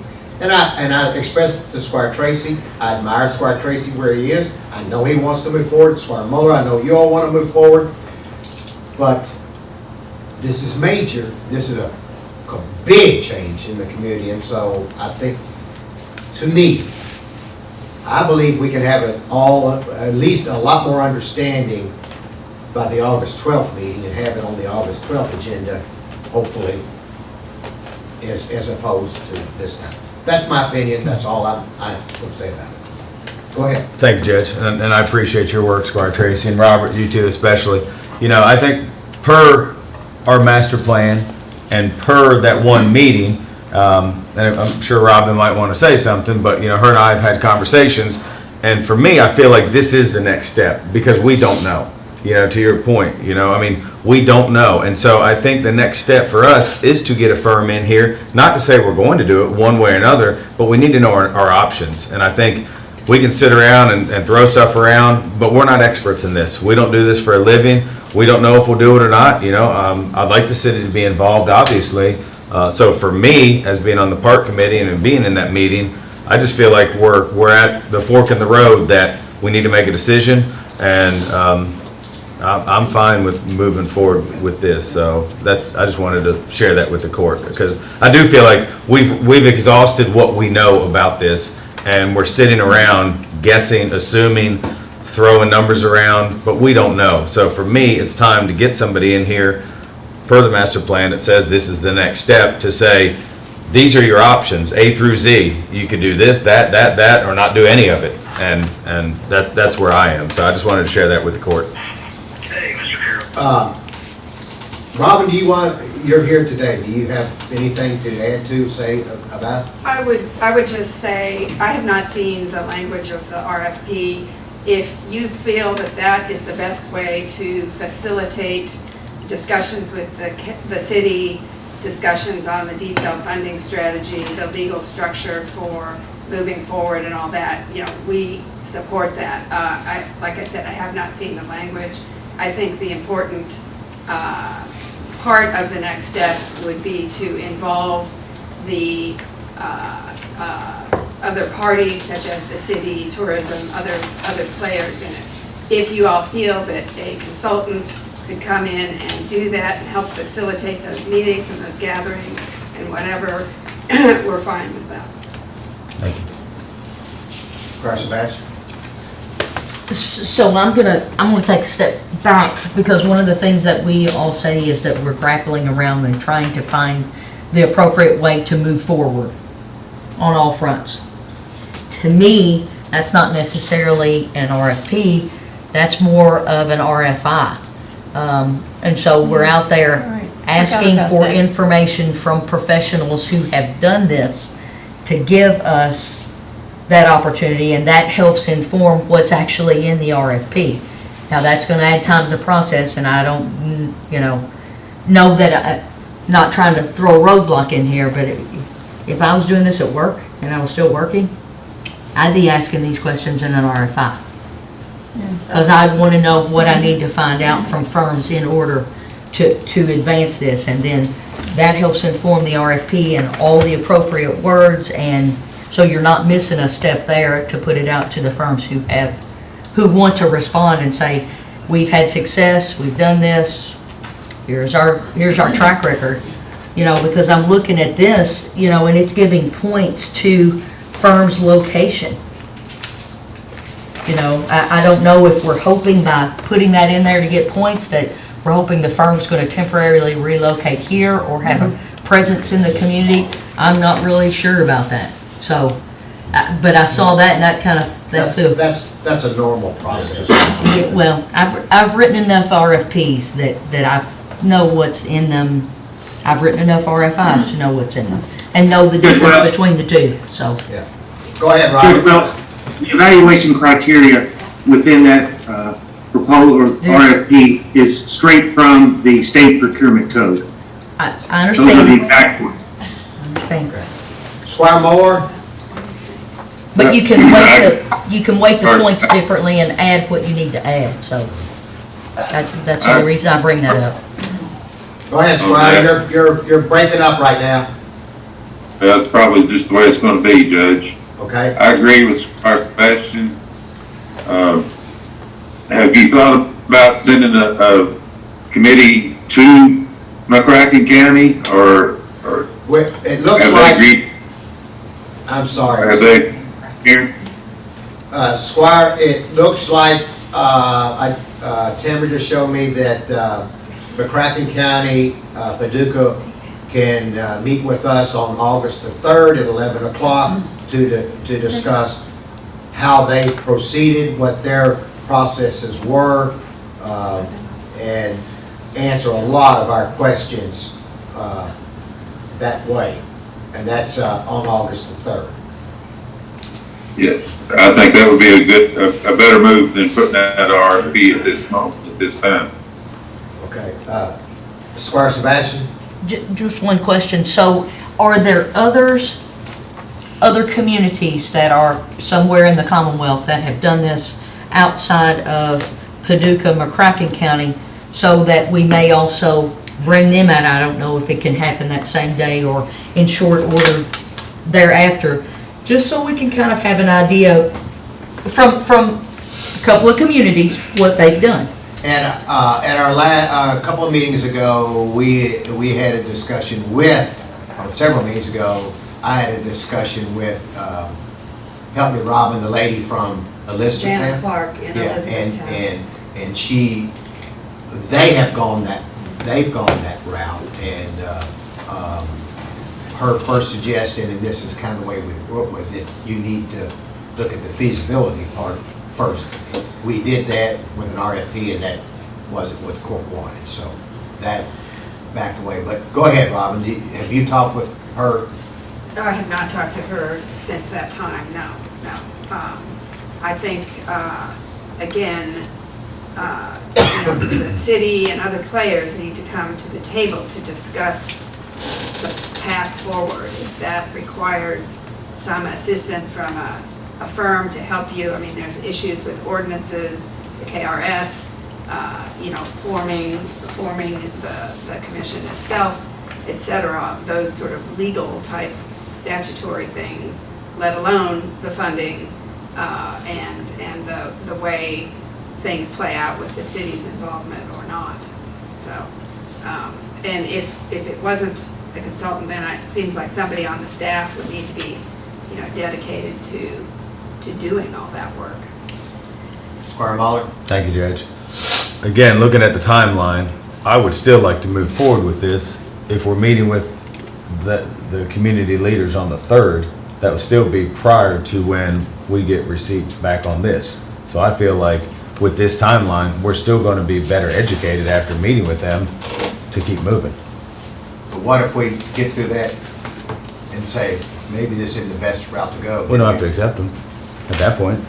I feel like we're months behind, and that's not against anybody, but we're finally to this point. So, if we can have that community, meeting with the city, tourism, everybody involved, I'd like to even see the school systems involved in this. And then I think Robert has here that the RFPs would be due by August 15th. At that time, we can make the decision. We'd be better educated. I think that's everybody's concern. And then if we decide not to move forward with it, no harm, no foul. So. Squire Booth? I agree with Squire Sebastian and also Squire Muller about needing more information. And I have also written, when I was employed by the state, requests for information because something new, the state had a special committee from the legislature to pass on requests, for proposals and information and stuff like that. And it was very helpful. Request for information, it is not I guess we have to pay them or they would not bother replying, but it is a very wise thing to do, and I agree with her. And I agree with Muller that we need more information. So I would request that we change the request for proposal to request for information. Robert, how do you pay someone, a firm, to do an RFI? Typically, you don't pay. You don't pay them. That's right. That's the whole point, you don't pay them. That's my point. You put out. Neither do you pay for an RFP. In my experience, an RFI is issued when you have a problem or something comes up and you don't know what you want or how to proceed forward. An RFP is when you already know what you want, you already know what your project is, and you need a firm to facilitate that forward. In your packet today, you have a very detailed scope of work that is identified as the specifications, which includes specific tasks and specific statutes that have to be dealt with, for the creation of the commission, and then also for transient room tax revenue and things of that nature. So your scope of work is what you need for the RFP. An RFI would develop a scope of work.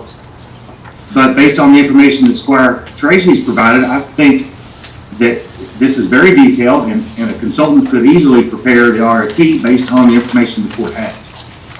That's just my opinion. All right, any other discussion on it? Well, I'm looking at the, I'm sorry. Go ahead.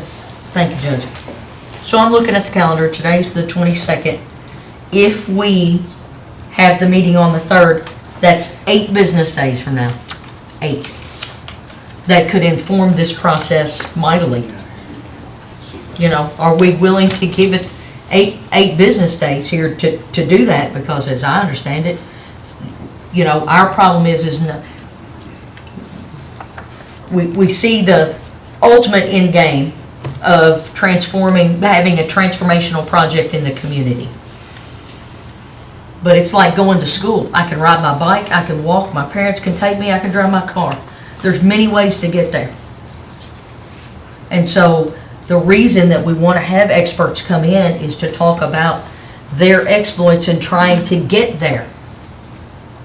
Which ways out of the gate worked well for them, and what they probably have special circumstances that we may not have here, or we may have special circumstances that are involved that they don't have. We know we have one layered over us with the ability to tax property here.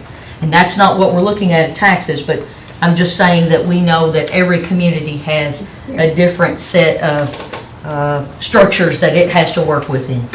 So I'm just saying, do we give it 8 more days to get more information? I think we all want to see this advance. I definitely don't want to see things sit on a shelf.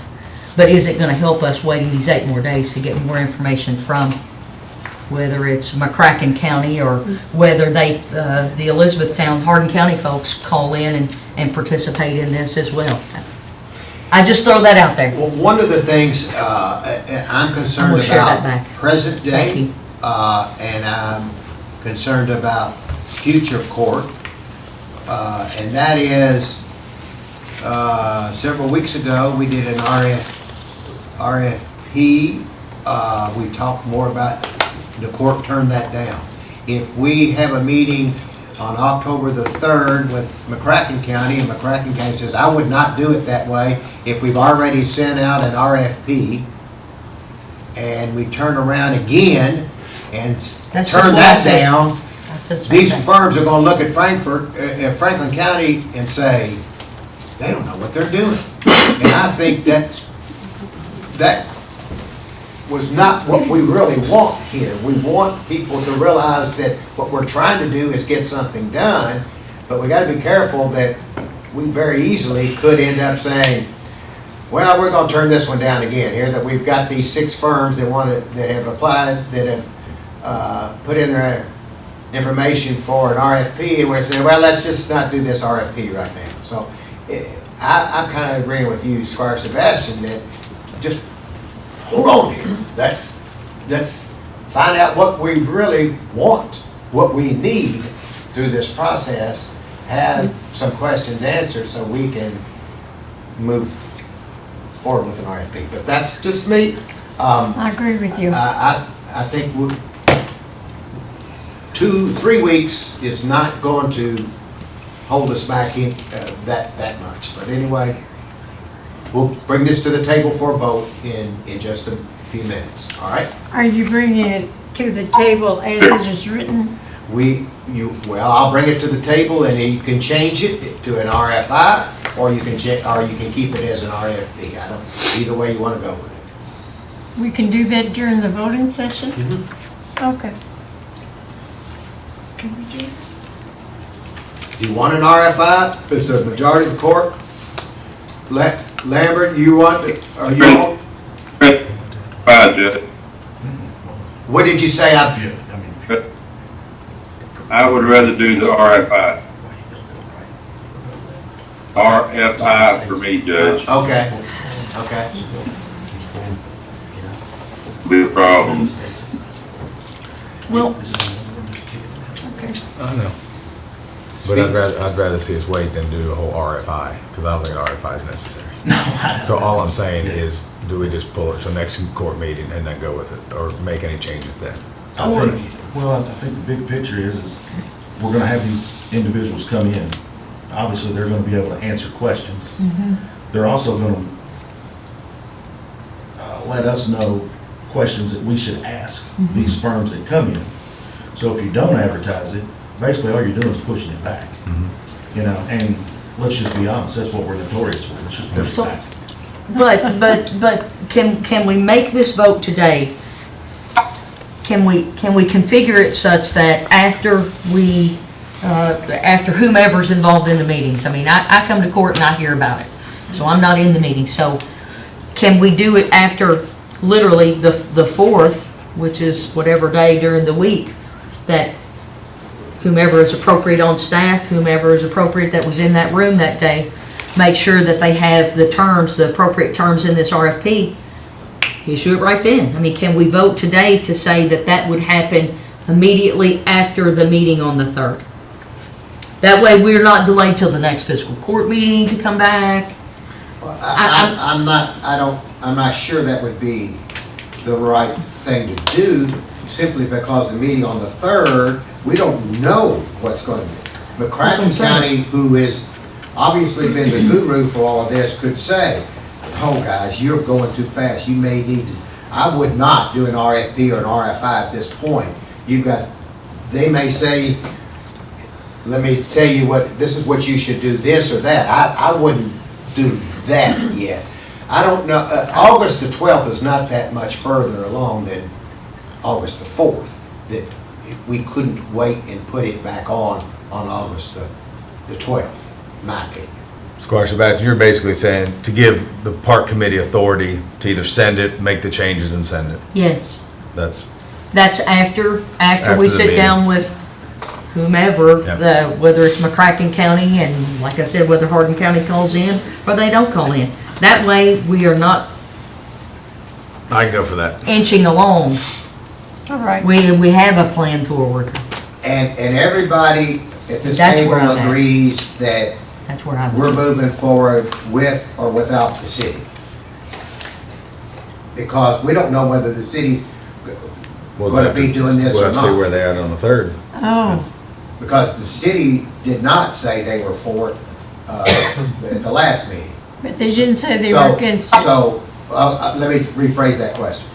But everybody agrees that this RFP would be fully funded by the fiscal court if approved when the applications come in, and not by the city. We're not gonna ask the city to help fund Right. that. I personally think yes, and I've had a conversation with some of the city members, because ultimately, let's say, the KSU pool, they're taking the lead on that, but I'm sure at the end of the day, if it turns into a project, they're gonna come to us. And I feel like this is the same scenario. Somebody has to take the lead to go with it, you know, we can't kind of do it at the same time, but I do want them in that meeting on the 3rd, and I want them to be part of this whole process, but I think ultimately, somebody's gonna have to just take the lead and do it. That's not to say the city's not with us, it's just, we're taking the lead on this, they're taking the lead on something else. I think at the end of the day, you know, we're doing it together, just in different ways. That makes sense. It does, well, in taking the lead to your quote, or to your comment there, you know, you've got Superintendent Cobb. Mhm. I think he was very, very clear when he was at the meeting, he referenced that they had bought a new property and had bought land, and was focused on Performing arts. Yeah, performing arts, Yep. indoor pool, so, you know, it seems like they've kind of taken the lead on that. That's how I see this. I mean, everybody's kind of doing their thing, but we're all doing it together. Yeah. We're trying to figure it all out together, and then we'll go Yeah, from there. that's a good point. Yeah, so I'm fine with saying Park Committee has the authority to make changes or send it as is after that meeting. Like That's where Squire I'm at. Sebastian said, I'm okay with that if it would make the whole court feel better about this process. I don't see any harm or foul in that. Can we change the wording of Would the, rather- We change it all the time. Squire Moore? I would rather see what the changes are myself than just leave it to the committee. I don't think a couple weeks is gonna kill this project. and so far? Okay. So let's just, there's not a consensus here, let's just bring it to the table in just a minute and vote on it. Is that okay? All right. Okay. But where you at now? Okay. Would you give Park Committee authority or? I read that plan and studied it. This is something we've been looking at for 2 years. 85% of the plans that they do have built and been successful. Nobody has that track record. Mercer County just did Anderson Dean Park. Scott County's enlarging their parks. If we don't have the sports tourism tied into this, it's going to limit our ability to bring the standard of living that I would want to have in our community for our park system. I'm not saying this is going to be a cash cow and we can yay. I'm saying this is something our community can use and it can pay for itself to grow and be bigger. I agree. So I think this is part of the plan. I think everybody has to be on the same page. I think the city has to be involved for this to work. The schools, everybody. And like you said, you know, Mr. Kopp is taking the lead on the performing arts and the natatorium. But and the city's doing some things with the pool, and I know some people in the room are working on that as well. But you know, if we got to wait another week to make everybody happy, I think that's Worth it. yeah. I mean, I've sat on my hands before to see things happen, so we just sat on them again a little longer. Okay, let's move forward. That'll come up in just a few minutes. The next item on the agenda is, John, we've got you for a couple things here. Authorization for approval of change order number 1 to increase the contract amount of $9,000 for Gregory Woods Bridge. And we've got de-icing salt. John Mitchell? Yeah, we've started construction on the bridge. Things are going pretty good, and of course, there's always something. But we decided, I met with the contractor last week, and I think we need to just add on this wall. But like, while he's got everything right there, and do it, it'll really go a lot faster. There's no sense in us going back out there and doing it while he's there. So I'll just let him do it. Let's see. It'll help. That's free. Go ahead, Squire Blackburn, you'll go first, and then Squire Muller. Hey, John, the change is on a wing wall on that bridge. Is that correct? Yes, it's just a wing extension. How tall is that wing extension? 12 foot. So 12 foot. Yeah. And $1,000 a foot. Yeah, it's 18-inch thick wall. Yeah. Yeah. Okay. All right. If you think it's going to make it safer and it's going to last longer, that's all I care about. Yeah, I mean, it's a needed thing. We've had problems there in the past that we've had to try to fill in and make stay, and I think this is the way to go. It'll cure all our problems from here on out with an erosion issue there. And it's really not going to add any time. It's something they're already in. It's just. Yeah, no, it's not going to hurt the time frame at all. Right. Thank you, John. John, when this first was designed, did you not think that there needed to be a wall, or what? Yeah, I kind of looked at it, but it looks different once you get all that stuff cleaned out of the way. It looks worse. So yeah, it was thought about in the process beforehand. Yes. Yeah. Okay. Squire Muller? Thank you, Judge. John, thanks for being on. Hey, question. So I understand how changes are made out in the field and stuff. Has the architect and engineer been consulted about this change? Yes, the county engineer has, yes. Okay, thank you. That's all I have. Thank you. The salt, John? Salt, well, there it is. It went up just like we expected, but not near as bad as I thought. It's like around $28 a ton increase. We'll go back with Morton, the same company we had last year. They were the cheapest. So have they delivered everything that we asked for from last year? Yes, they did fulfill our order finally. Once all came back around. But yeah, we're good right now. Okay, Squire Muller. Thank you. Hey, John, question. How much salt are we carrying into this winter? And what did we end up using last year in tonnage? Let's see, we've got roughly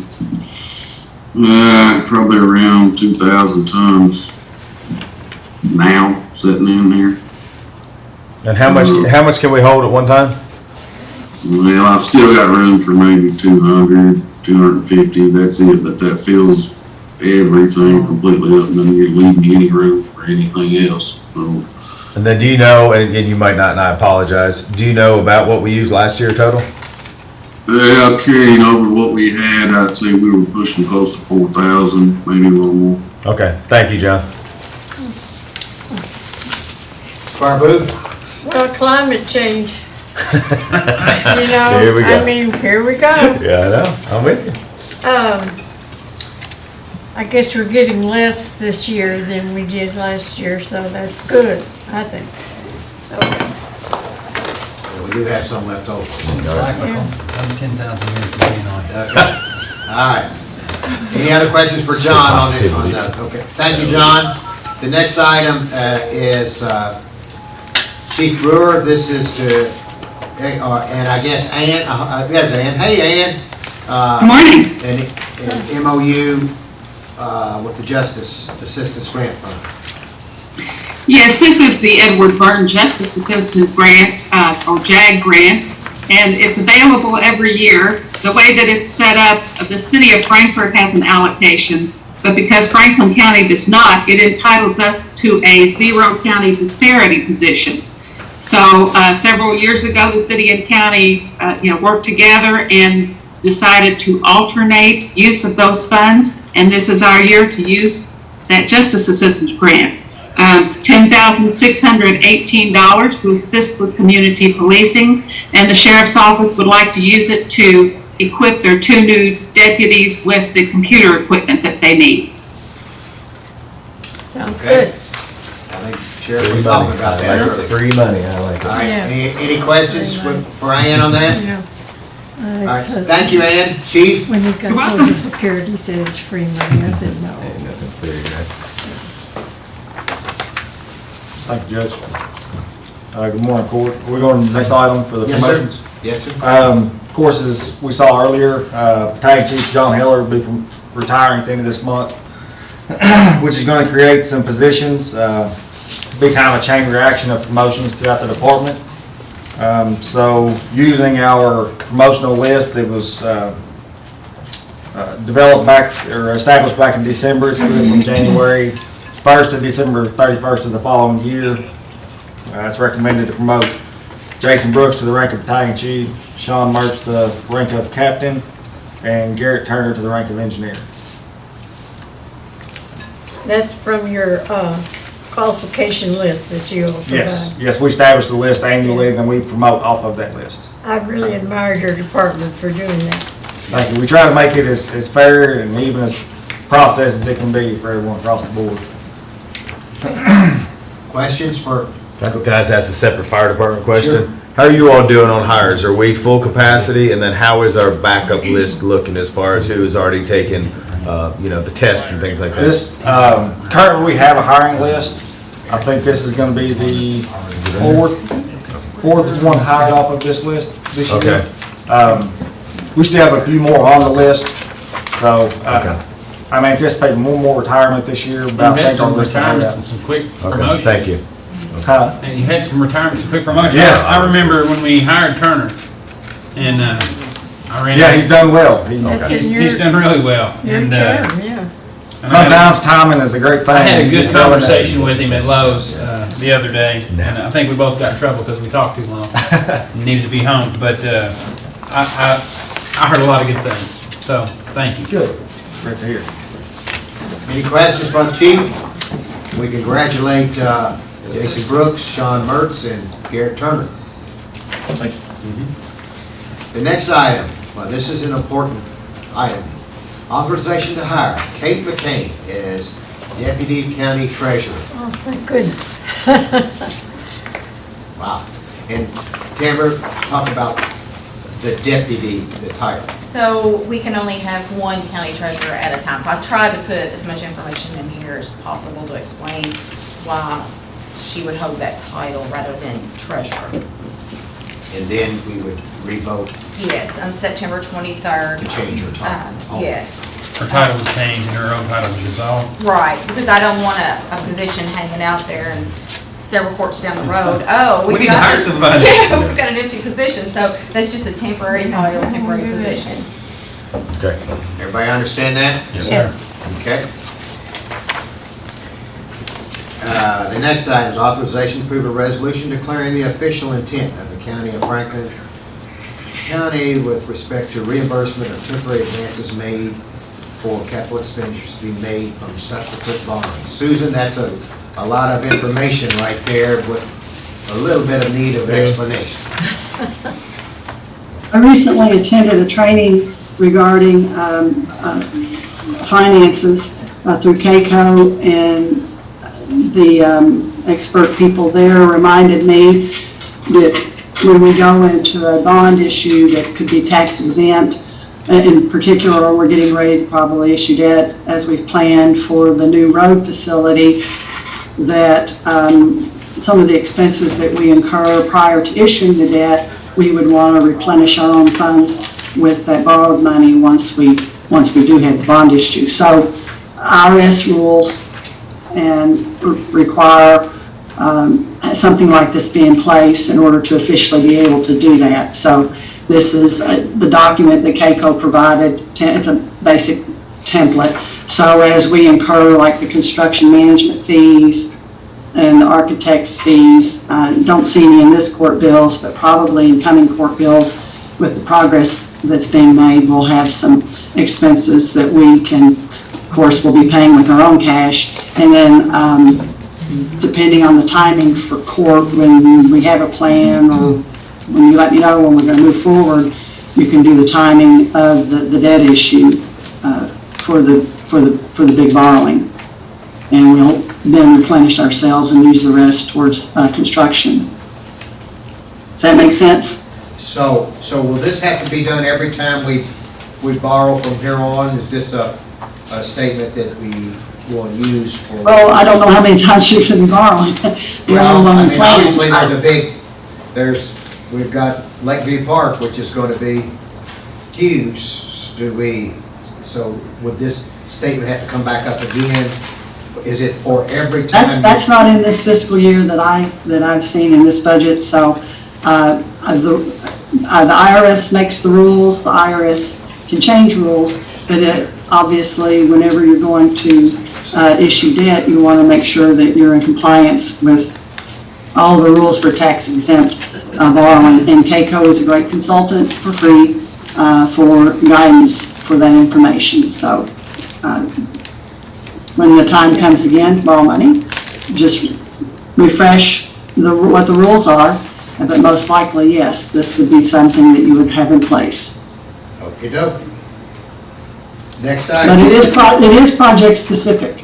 Okay. It is project specific. That basically, I should have see asked it that that, way. yeah. That is what I was Yes. getting, yes.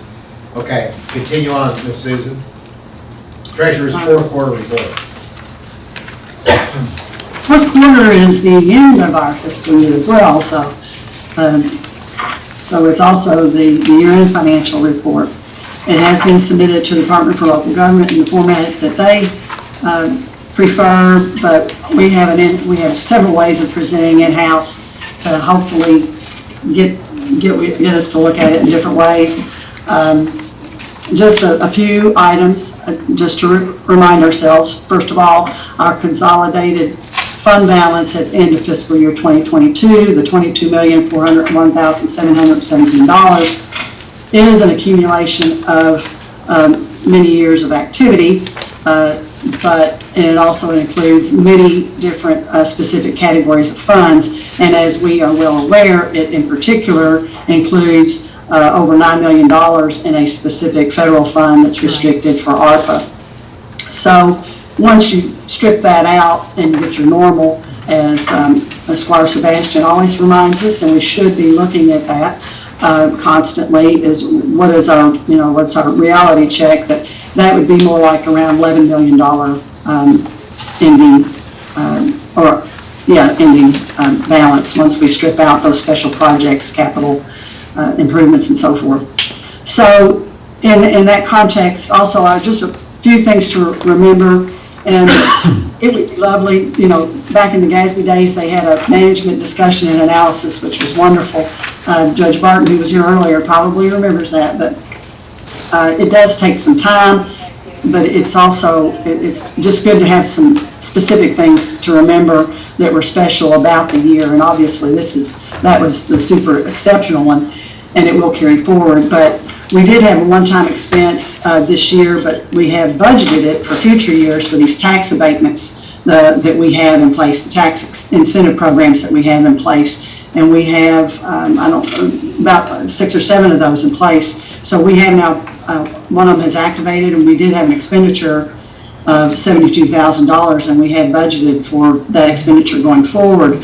The other, the big item, which we talked a little bit about earlier, about energy savings and energy programs, but on the fuel side of that, on that energy, we are we're very well aware that we are getting a really big hit for in the form of fuel surcharges on our household collection contract. Just in the last fiscal year we just completed, it was about $30,000, and then you can see in the bills today going forward that that's continuing. And on our regular fuel expenses for fiscal court, we spent $40,000 more than the prior year. That's about 57% more than what we had in the prior fiscal year. I do not have figures as to whether or not that's how many gallons or usage increase with extra vehicles on the road or anything like that, but dollars are dollars, and that's definitely a concern. Yes. So that's not going away. Those, those are just a few of the highlights. I did share with you some history information and comparison information for your own use and for your own interest, and reminders about what we have on the books, for our basic tax receipts are and how they compare over the years, and that that is what funds fiscal court operations primarily, as opposed to, there are fees that provide some offsets and state subsidies, but for what we have some control over on the tax end, we have a history there. And as well as on our largest expense with our, payroll and benefits, and what we incur there on an annual basis and going forward. So are there specific questions or concerns? I will say our financial statement will be published. I'm not sure when. I haven't talked with State Journal yet, but that does get published. So you'll see a version of that for a recap of our year-end in the news. And if you have questions that you want to be prepared to answer with your constituents, I'd be happy to, give you the feedback as I know it. Susan Squire Muller has a question for you. Thank you, Judge. Thank you, Susan, for being on. I'm kind of a Cliff Notes kind of guy. So you said our ongoing budget's right around $11 million, and we're in the fourth quarter. How did we do as far as budgeting and everything? I don't have everything in front of me. How do you feel like we've done this year with all the things going on? Our performance at the end of the year with our regular operations, if that's what you're asking, I presume that's what you're asking. Yes. It is predictable.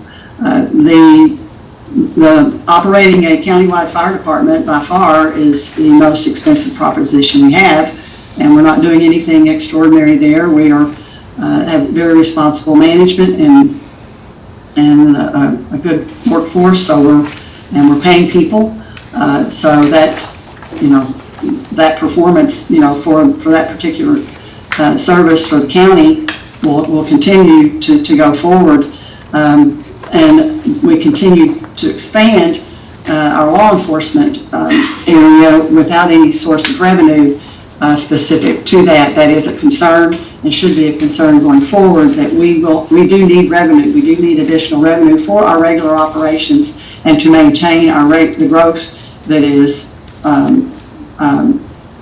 inevitable with our regular operations costs. The clerk, obviously, just by structure of the office, has the ability to raise fees that are set by the state or set by the county, and those fees have supplied make up the difference in a lot of the shortfalls between the funds. And obviously, we had a record receipt from excess fees from the clerk's office, of over $1 million with excess fees. So whether or not that continues or those fees get cut or how that plays out, I don't have any crystal ball about that, but we are very dependent on that. I will comment that balance that we show by fund, and I just want to remind you of the way we structure our operations is because we process the payroll for the fee offices.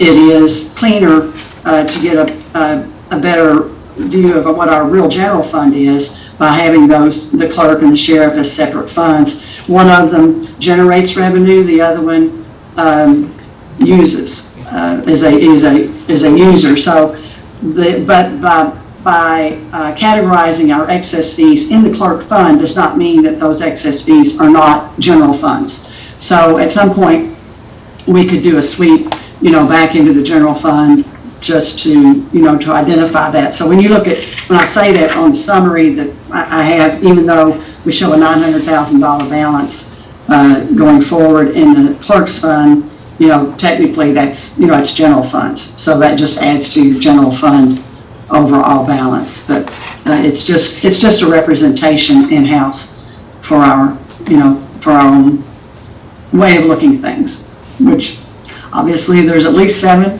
maybe 8, maybe 50,000 different ways depending on the way people approach, the operations of government. Thank you for explaining. I just wanted everyone maybe watching to understand where we're at because they don't have all this in front of them. So thank you. Sure. Yep. Okay. Any other questions for Susan?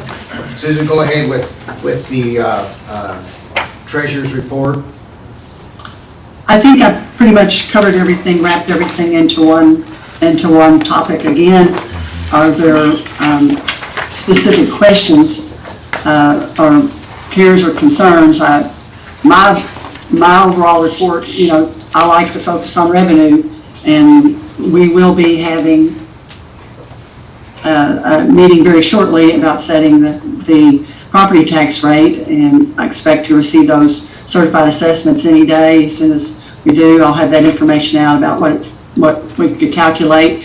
I can hear the echo of Squire Dawson saying, take the 4, always take the 4. So. I can hear the echo of Susan Lawrenson too. Yes, well, that's where opportunity is. And the other comment I'll make, because my future comments will be few and far between, obviously on my way out, but when you look at your history on your taxes,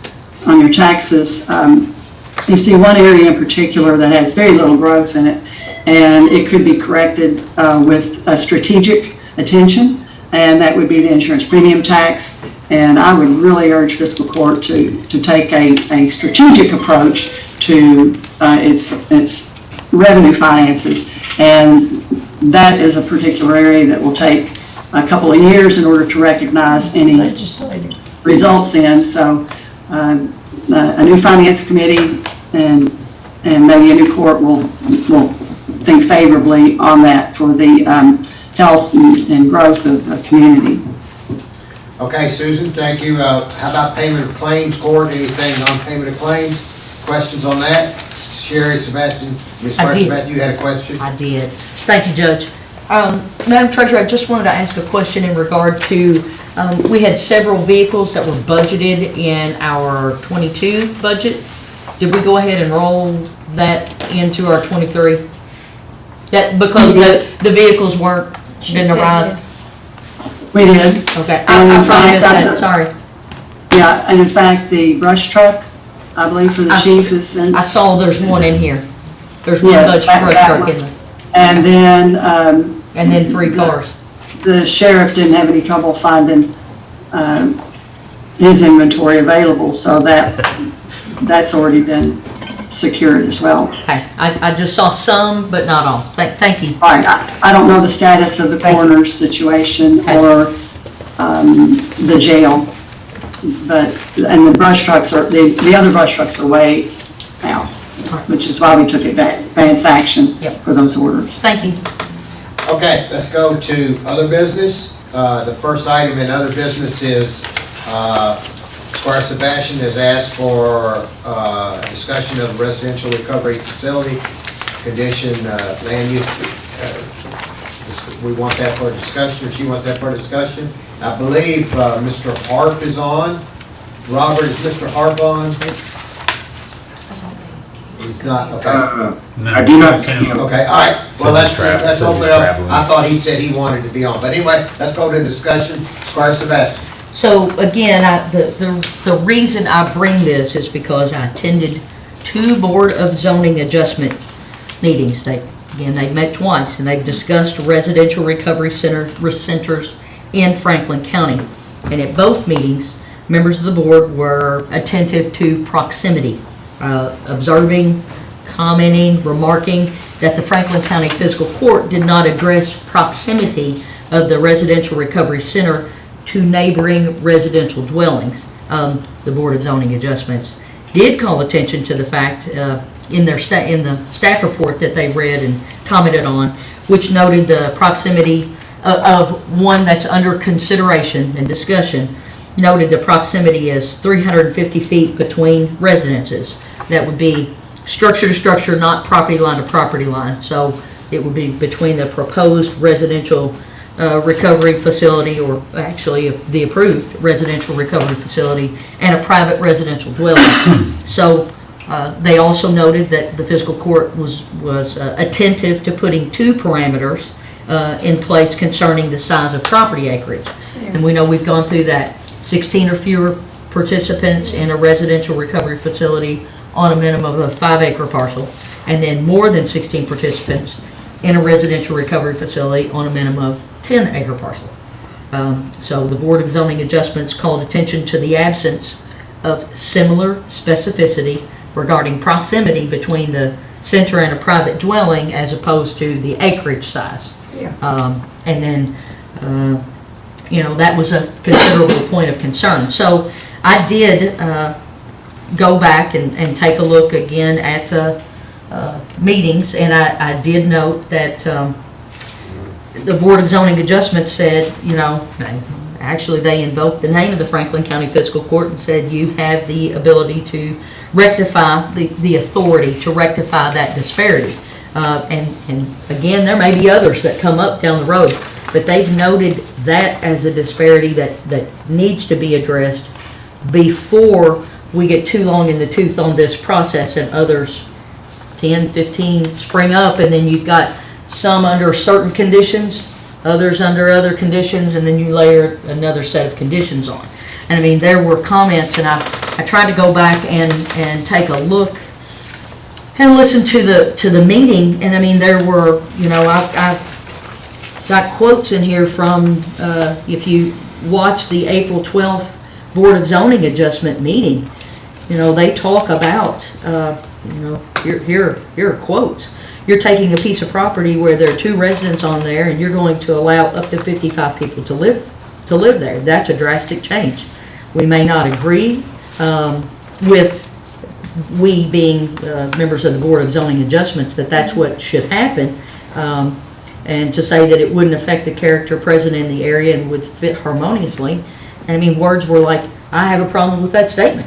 Again, not me, members of the Board of Zoning Adjustments, saying these kind of things. So, they made a point of saying that the Franklin County Fiscal Court has allowed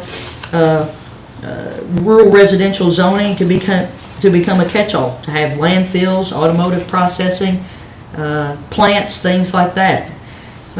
So what their point being in me trying to call out some of the things that they have said is they're saying we need to be mindful as we put these things in there. If we're going to put parameters on them, we need to think about that before any of them really get up and operational.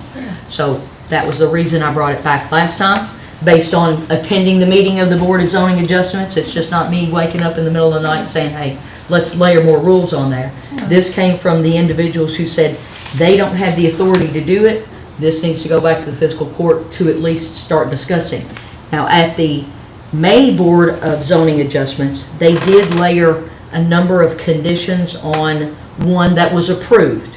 And they said these are, I'm gonna make up a number, 12, 13, conditions that have to be met. But they again discussed that the fiscal court needed to come back and address some of these issues. And then they also said at that May meeting that they would like to see a 6-month window for when the first one becomes operational for that number of conditions, and then have a staff report be compiled and brought back to the fiscal court so that we could see what other issues need to be potentially addressed because one is operational. So again, I just bring that up because of what they've said at 2 meetings. And I'm following you. Hold Thank on you. one second. Robert, So, if you don't mind. Robert Hewitt. Yes, sir. Have you looked at what other communities do? I will say this, based on Yes, he everything that's did. being talked about here, we as a court looked at acreage and not distance between. And that, it wasn't intentional. It was something that is not familiar to us. We did the best we could, and I do think distance from residential, site distance or a proximity is something we should look at. Have you know about other situations where distance between residential facilities comes into play? And if so, or if not, do you have a recommendation that would be appropriate for these types of situations that we didn't address initially? In my research, when developing this ordinance, I was unable to locate any other community standard that established a distance between structures. Some communities allow this to happen or allow the use and have no regulation. Other communities allow the use but classified under a different category. So a distance between structures would just be an arbitrary number, pulled out of the air.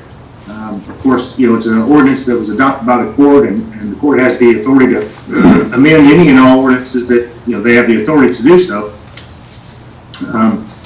It considered a living document, and Squire Sebastian's exactly right. We will learn from, the first case, the second case, the third case, and we can further fine tune it. So, but when it comes to an actual number, distance, I really don't know what to put on it. Seriously, the zoning ordinance does have buffer requirements when, say, industrial property abuts residential property. Okay, that's 100 feet. You have to, your industrial structure cannot be any closer than 100 feet to the property line of a residential zone property. Okay, other examples are 30-foot buffers for landscaping between varying densities of residential zoning, mostly in planned districts. So, but the greatest separation the zoning ordinance has currently is 100 feet. Okay. Squire Muller, you had your hand up? Well, thank you, Judge. I think Robert just answered that. 100 feet seems pretty darn tight to me, Especially industrial. Right, yeah, I mean, for industrial, and then, if there's an existing home, and everybody's right, and Squire Sebastian, I appreciate all your research on this, because we only looked at the acreage. And so, it's kind of one of those put yourself in shoes and things like that, so I think there needs, and I read Mr. Harp's letter, and I agree with, we shouldn't be, going against the health department and the fire department and things that are already in place to look over those facilities. I understand that, but I agree that we need to come up with a number as far as from property line, from existing residential, it needs to be so far away, without a doubt. Agreed. What about, we have different zoning designations, right? So for in rural residential, they have the land to do it, but if we're in a smaller deal and they buy an existing house and say they want to put 4 people in it, It's already there, so that would. But the difference for me is they're talking about almost doing a hotel at this place, you know, I mean, 55 people or whatever. I mean, that's not a residential home, you know, I mean, that's a big facility. It's like building a campus almost, you know, so that's a lot of movement, a lot of traffic, a lot of trucks. I mean, so I see what your point, and to me, and Robert could maybe input here, it's almost gonna be case by case, you know, for the different zonings and the I zoning. think it could be done by acreages of land too, or where it is. Because you're exactly right. And I've seen several situations in the past meeting I had the other day about these, the Eisen House, where they are in a town and they're right, there's buildings all around them. But you take it out into the countryside, then if we go at a minimum of 10 acres or 5 acres, if 5 acres would be X, 10 acres would be Y, to me, then the more acreage, the further apart. Right. That's what I would think. I mean, something along that line. So would you all want Robert to go back and investigate, or you want to come up with your numbers I have a yourself? suggestion, if I may. Okay, your hand was up first, so Yeah. go ahead. Why don't we just say the center of the land that is allocated for their residency? To place the dwelling in the center of the acreage. What if it's an existing facility, or an Well, existing home? yeah, It's already well. Or there's a hill with, you know, cliffside or something. You could have Yeah. a pond in the middle of Yeah, it or yeah, something yeah. like that. Yeah, well. That's a good thought, but I don't think not it's. good enough, Yeah, it may right. not. No, you're on the right it's track, good. You're on the right track. Squire Sebastian, if I could ask, what are your thoughts? I mean, you've probably. I was gonna ask the same thing. She's probably looked at this, thought about this, and heard about this a lot more than we have, so. Well, you know, it was noted that the nature of property that's in process now, you know, while it's a 35 acre piece of property, there are 2 existing dwellings, and it's in a residential, kind of a neighborhood setting. And the point that the Board of Zoning Adjustment made is you have a lot of property acreage that's against the river and against the interstate, but when it comes to where the residential facility is butting up to the next residential dwelling, that's where you have the close proximity. So that was the issue. And if I may say, at our June 1st meeting where we discussed this, what we were gonna do is what we're talking about asking to do again. You know, the judge had said at that meeting, he had asked our planning director, come back in June with some recommendations that take into consideration things like, and the judge mentioned, proximity.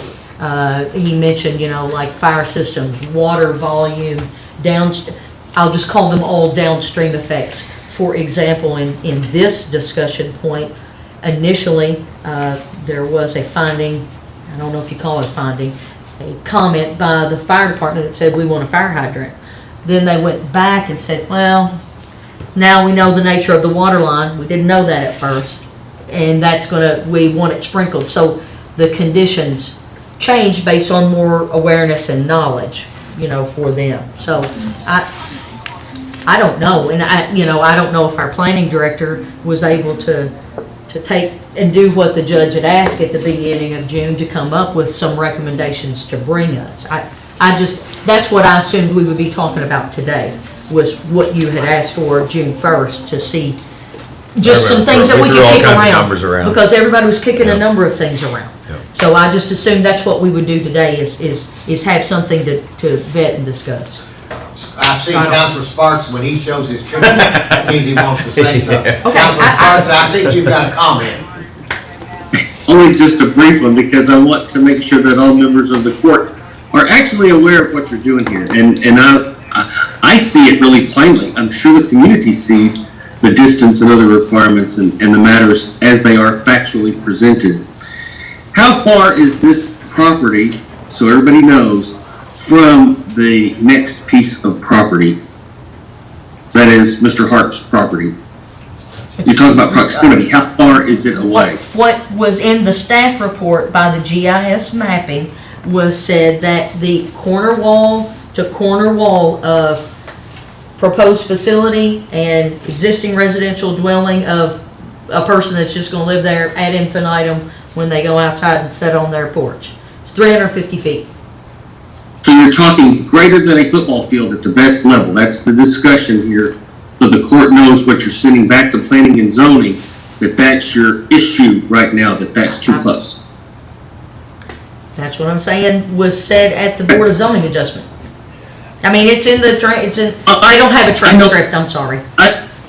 So it's been around and discussed. I just want everybody to know that 350 is what the issue is about these future properties. So other individuals who want to assist in these kind of matters, they know what they're talking about for property when they're buying it, et cetera, correct? All right. Okay, thank you, ma'am. Robert, whatever we're talking about for the future does not affect what is the present piece of property. Is that correct? So. Yes, sir. Okay, all right. So in order, for your sake, to not have it come up again, at least there should be, and I don't know whether the court just fix it or whatever, and I think that's the discussion. Robert, is there any way that you can go back and investigate this and kind of look at what would be amenable? I mean, if I were to sit here, I'd say somewhere between 500 to 1,000, but I don't know that. And that's arbitrary. I'm just throwing that out. So, can you go back and investigate this and look at this and see if there's something better than arbitrary Well, to he present to presented us? a report to us. He didn't have that. It is an arbitrary thing. I mean, and if you look at all of the zoning, you can put a lot of pigs within 250 feet of a house, and we're talking about humans. Yeah. So, and we all know that there's people with drug problems living in every single zoning designation in Franklin County right now. So, I mean, I get both sides of the argument. People living in every zoning is a lot different than having a facility. Sure, absolutely. With more than one. And the size, I think that.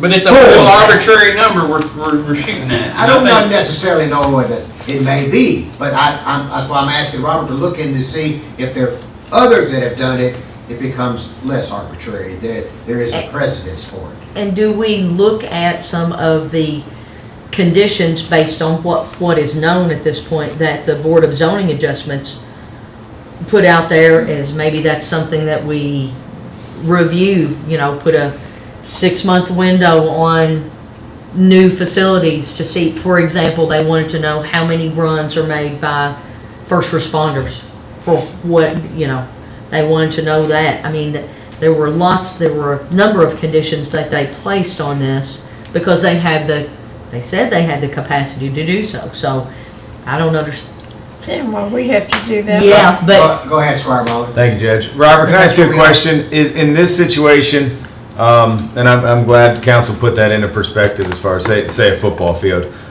Is there anything written right now as far as landscape buffers and things like that in between proposed facility and residential? Is there anything in there right now as far as a double row evergreens or anything like that might help buffer? No, sir. Okay, just a thought. Squire Moore, you have a comment because you've been pretty astute. You have one in your district as well. So what are your thoughts, Squire Moore? If you can speak, don't freeze up, hopefully. Just back actions. You're going to speak again. I don't think my connection is good enough to comment on this. Okay, all right, thank you. All right, let's send Robert back with some homework, Okay, so will we, because we sent homework. So, and I know everybody's busy, so I'm just trying to, understand it because. We can't decide it at this moment, so we gotta do something, I the next step. totally. Can you be ready for the August 12th? Robert, Yeah. August 12th, can you come back with some suggestions, some ideas, at least some information to the best of your ability, and then let's make a decision. We'll we'll have a decision on it, okay? Absolutely. That would just be helpful, I just to understand. have more information that we discussed, because the Board of Zoning Adjustments was pretty clear about, and I'm sure, there was planning staff there, so they heard everything. They don't have to go back and watch the meetings. They heard everything. I got you. So they have an understanding of the issues that were raised usually twice, at two different meetings. Once again, I admire you for sitting through the board. Robert, can you do that? Yes, sir. Okay. So, All right, we got that. Yes, sir. Instructing Rob to do is, under that statute, take it back to planning and zoning and asking for a suggestion as to an amendment of your text ordinance, correct? You kind of cut out and I didn't understand what No. you said. We want to have some conversation first before Robert Yes. takes anything back. Yes, yeah, right. That's what we Robert's wanna gonna do. come to us Yeah. for discussion and finalization and a consensus before he goes to that point. Okay, it doesn't work that way, and we've had this discussion in the last 2 or 3 involving these text amendments. If you're gonna talk about it, talk about it. If you're gonna send it back to planning and zoning, that's when you have to instruct your participant member, that is Mr. Hewitt, to go back and ask them to come up with suggestions so you can finish it up later when it comes back to you. They're not just let people on the phone and start saying, hey man, what do you think about this issue, that issue, the other? You've got to have some direction to give him, and they have some direction to follow up. Well, in the meeting that this is the BZA and not planning and zoning, but the BZA said the fiscal court needs to come up with this. They didn't say planning and zoning or themselves. They actually put it back in our hands to do. So, and we're just following through what they said. I have not seen any writing, any memo, any resolution, or anything that says that. I've seen a lot of other writings, but not that one. Okay. So what I'm suggesting that you do is the same situation that we came up before. You're talking about a text amendment. The way they want to do it is, the process is you send it back to them to ask them to review it and come up with some text amendments to bring it back. You all mentioned doing things out of order. You got to do this in order if you're going to back an amendment. I think that's what you're wanting to do. I'm just suggesting that the process is to send it back and ask for review, and then they kick it back to you all to make the decision as to amend it or not. That's the process. Oh, All right. Can we- Robert, what are your thoughts about that? Let's be clear on what we're going to do. Yeah. I appreciate that, I really do. I agree with the county attorney. Okay. So, Robert, then we're directing you to send Thank you. an email or a request to the BZA to define distance, actual distance between resident facilities and a new facility, the parameters on that. Is it the BZA or Planning Commission? I will present it to the planning commission. Okay. I just want to be sure we all know. I'm sorry, Oh, you're on it. all right. And then there will be a public hearing for the planning commission to allow for a public comment, and then the planning commission would make a recommendation back to fiscal court that I would present to you in the form of an ordinance amendment. Exactly. So- Process the vision in a text amendment. sounds good. Thank you. Go ahead. All right, thank you, Judge. So I'm not sure what the Planning Commission's calendar is. When is their next meeting, and can this be presented to them or put on their agenda for the next meeting? Planning commission meets on the second Thursday of every month. The legal advertisement has already been sent to the newspaper for the August meeting. There are, I think, 3 public hearings already scheduled, so they'll have to wait bylaws to allow the third one. The next opportunity would be September the 8th. So can we make a point of taking care of that by September the 8th? Let's get that on the agenda for the Planning and Zoning Commission for September the 8th. Robert, can you do that? Thank you, Judge. Yes, sir. Okay. Robert, would you have the minutes back in time to put it on the fiscal court agenda for the 23rd of September.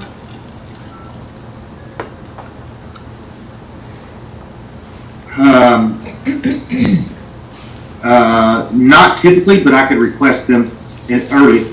Okay. All right? Thank you. Thank you all. Okay. I mean, their point, the BZA's point was it's better to deal with it now than try to, Amen. keep coming back Amen. and keep trying to come back. They were, We're all with you on it. We're thank all you, with on it. thank you. Okay, the next item is DFI has been asked to leave their building, and because the building they're in, the owner is going to change it from office to some type of retail, sorry. And they asked us what we had, we looked at it, we do have a space that would be available. It's the spot that the dog warden was in, and they've looked at it and they like it. They said it would fit their needs, and so I'm bringing up to you that we do have other agencies that are in our building, CASA's in our building. We give them a $1 a year lease. I think it would, I'm recommending that we give them a reasonable lease agreement, or $1 or whatever, and then ask them to pay utility, whatever the utilities would be for their phone. Where is the dog's warden's office? Where, I'm just He's curious. moved to the sheriff's office. Yeah, but where's the old one? What? It's on the 3rd floor. Oh, okay, It's the on building the next third door. floor. Okay, thank you. Would they not want window space? No, they, Why what we would did, they like, want going tourists? it didn't work. They talked to tourism, and it did work. And they talk to the city as well. Yeah. What's, Squire, you had? I just have something that's separate from this. Okay, well, let's wait. I'm waiting, I'm Let's waiting, finish I'm this. sorry. I'm waiting. Okay. Thoughts? Everybody okay? I think Working if out they something? paid utilities, phone, and their computer or something, I'm okay with it. Okay. Well, we have to set up whatever, a rate, right? Yeah, $50 a month? Would that pay for the utilities? And they could pay for their own line separate. We Yeah, wouldn't they- need to pay. Yeah, they would I pay think for they their could- own phone. Right. For the But use you of can't- air conditioning. So and what are they paying now? I'm not sure what they're paying. I know it's a I- lot. It's a, I think pretty it's big $400 or office. $500 is what I heard. But that's a huge space they've More got. space, right, Yeah, I'm this just trying is- this is to a figure out closet, the, basically. It's not a very the big room. space. and it's not being utilized at all. Okay. Roll call? No, you're not So- okay. No, I'm saying we haven't decided what we're gonna do. What's the, Roll call? so we. How many square feet's the office space? That's what we're, I'm just So- trying to get that Yeah, figured I out. get it. I'm just trying to Maybe understand it, that's all. 150? It's tight. Yeah. Fit a desk in Yeah, there? it's not a pleasant Yeah. office. And That's I'm why not sure it's gonna be forever anyway. Yeah, that's why I'm It's concerned that probably a it's probably temporary not thing. what they're, And it's her. and maybe it is a temporary thing till they get where they wanna be, because that's not window space that you want for that organization. You want face-to-face all the time. Right, she also has a part-time assistant that comes in 2 days a week that will be sharing that office with her. But right now, they're pretty desperate. You can't. Like whatever covers the utilities on our part. I'm fine with Do they that. have a Well, so- budget at all? Yeah, they have a budget. Oh, okay. Well, they can handle it then.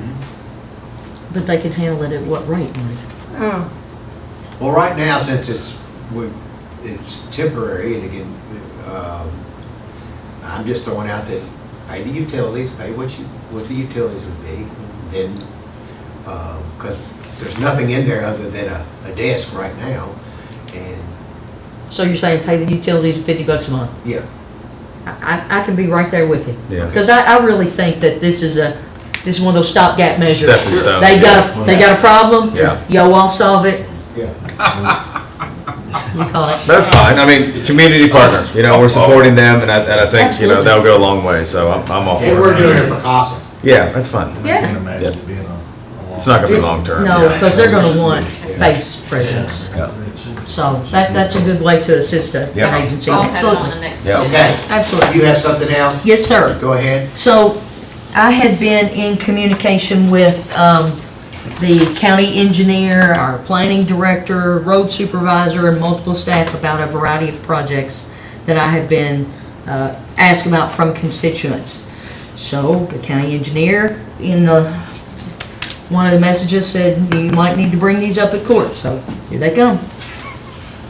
So I'm hoping somebody can tell me the schedule for medical and subdivision, the drainage issue there. That's pretty big, and those people have been calling me for 2 years now. Meadowview. I Medical think and that's yours. John Mitchell, I think I just John wanna- Mitchell's got that on the road committee, is that right? Or the Well, the problem committee is, next week or something, is that right, John? Is there a road committee meeting? Yeah. There is a road committee meeting Awesome. scheduled a week after next, and all of those projects are on the agenda to be discussed, and we'll go from there. Okay. Does that have the guardrail at Nineveh Road on there? That I turned in like February? That guardrail's already been repaired. I'll go by and look at it, because it's sure leaning over in that creek. And that's got the scrubbing out of the creek Farmdale subdivision about what y'all, that's got that one on it too? It's on the agenda, Thank yes, you, ma'am. sir. And then stormwater issues in Edgewood? The Edgewood, yeah, some of that work's been completed next to the treatment plant. Great. Thank you, sir. Okay. Thank you, John. Squire Muller? Oh, go ahead. All right, No, Squire no, Smith. no, go ahead. You- I have two things. I didn't know if maybe this is an appropriate time. Do we have a road department update as far as where we are in the process? You know, I've been asking that, and Robert, do you have an update on the architect at the road department in that process? Yes, sir, I do. Give me 1 second, I'll pull it up. I thought somebody would ask, or I was gonna have a report on it, but, Okay, so the survey has been completed enough so that early design stages have begun.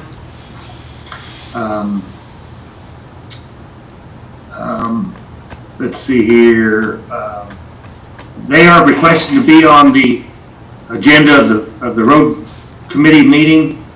So if you wouldn't mind, someone give me that date and time. Me too. Because the architect and their engineers yes. are considering a cost saving measure, which also saves time, by utilizing an existing steel structure and then just refitting it. They're also reviewing designs on new salt storage facilities, as well as the associated cost. And then they will have some images of options that they would like to present to the road committee for consideration of their design. Okay, so by next court meeting, we'll probably be able to know a lot better where we are. We may have them to come and present next Yeah, meeting. yeah, that's fine. We'll see where they are on the road committee, and then we'll see about the next. okay. I have Go ahead, one go other ahead. thing. So when I went to the community input for the, at Bondurant for the comprehensive plan, one thing I noticed, and they did a good job, and there was a lot of people there. I was excited to see it. But I noticed, I feel like the people that are on there, I know there's a lottery system and things, but as I studied it and I met with, and I apologize, I can't remember her name who put it on, but there's nobody on the committee from distillery, industry, bankers, developers, or real estate. And so what I'm afraid of is we're gonna go through this whole process and it's not balanced. And I don't want us to be in the situations we are now, a year or two from now. So I don't know if we can request, and I don't wanna name names, I don't have anybody in mind. I'm just looking at this like that committee, and I know there's different committees, I know you're our representative, I think I'm the steering committee, but the main committee that's gonna be meeting to talk about land usage, is what we do, where we do, how we do, things like that. I don't want it to be just one way and then us not get what we need out of this process, because it is gonna be a long process. So my question, Judge, is can we request some members from those to be put on the committee? And maybe that's something we need to talk to the city about too, but you see what I'm saying now? Let's ask Robert, that's a good question. Yeah. Robert, how do we, I think it's broader than the 4 or 5 entities that he's talking about to make sure, how do we make sure that the comprehensive plan committee is a balanced committee of representations from our community?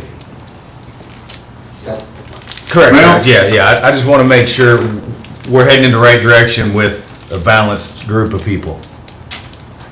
Well, it's about like balancing a marble on top of a marble.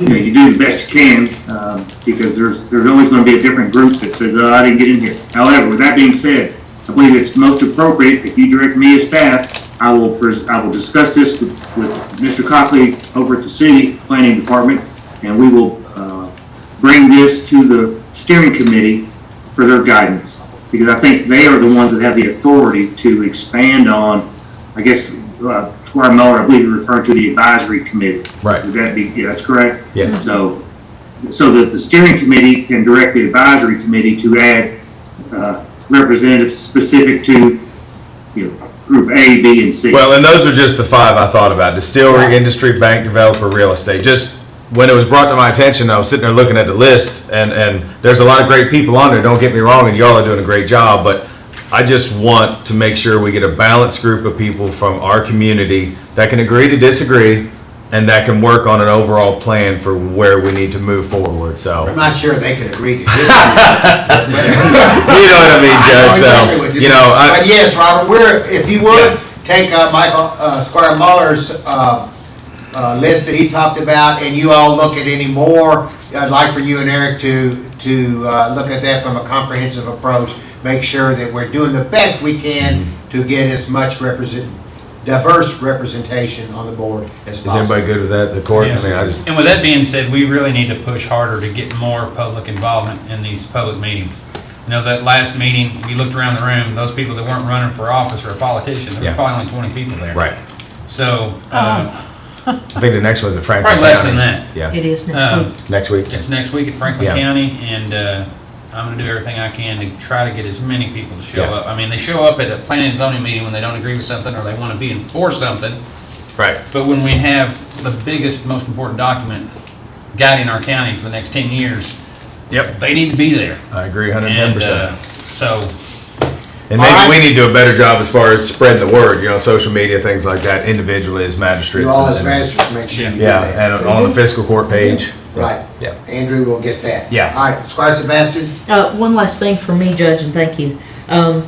The members of county government and whoever wants to get in on this can.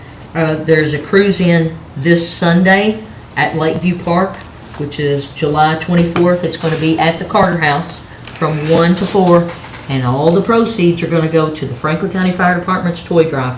So that's an excellent charity. So last time the charities that benefited from that were the VFW and the American Legion, and it was right before July 4th, so there were a lot of veteran activities that those proceeds helped fund. This time, it's going to take care of the help with the toy drive, so please, anybody that can help me out with that, I'd really appreciate it. Okay. All right, And help thank them, you. that's helping them. The next, Ann, I see you on, I'm sure you have something. Thank you for our department heads. I wanted to give the court an update on the community development block grant that we received for utility assistance. Of the first $10,000 draw, $8,438 has been used to assist people with their utilities. Great. And so we'll be requesting the second $10,000 draw so that we can continue that process. That's awesome. I've never thought that. I'm glad to see people are taking advantage of that. Wow. And I see in the background a beautiful little grandbaby, I believe, on the wall there, huh? Yes, well, actually, she's getting ready to turn 11, so maybe I need to update my photos. Caught you, Ann. That's right. Sorry. Thank you. All right, Charlie Lewis. Thanks, Judge. Thanks, Court. Just a reminder, we've got 2 more days left of the Franklin County Fair if you get a chance to come by. Yeah. Charlie, I'm going to say this, your crew is fantastic in getting the fair going, and much applause to you all and your hard work on the July 7th Appreciation Day for first responders and military families. Thank you for your great work. Appreciate that. I'll pass that word along. Please do. Okay, Chief Brewer. Just a quick update, as mentioned earlier, one of our brush trucks did come in, the one we ordered last year at this time, so we're in the process of upfitting that. Hopefully within the next few weeks it'll be on the road, so just wanted to give you that update. Okay? Thank you. Anyone else? Anyone else? Okay, it's virtually 12:10 or 12:11 at 12, right at 12:15. We'll give 5 minutes, 12:16 to get back, and we'll be in recess and then come back for the voting session. Everybody okay? All right, we're on recess. Thank you. Boys, I don't know how you doing.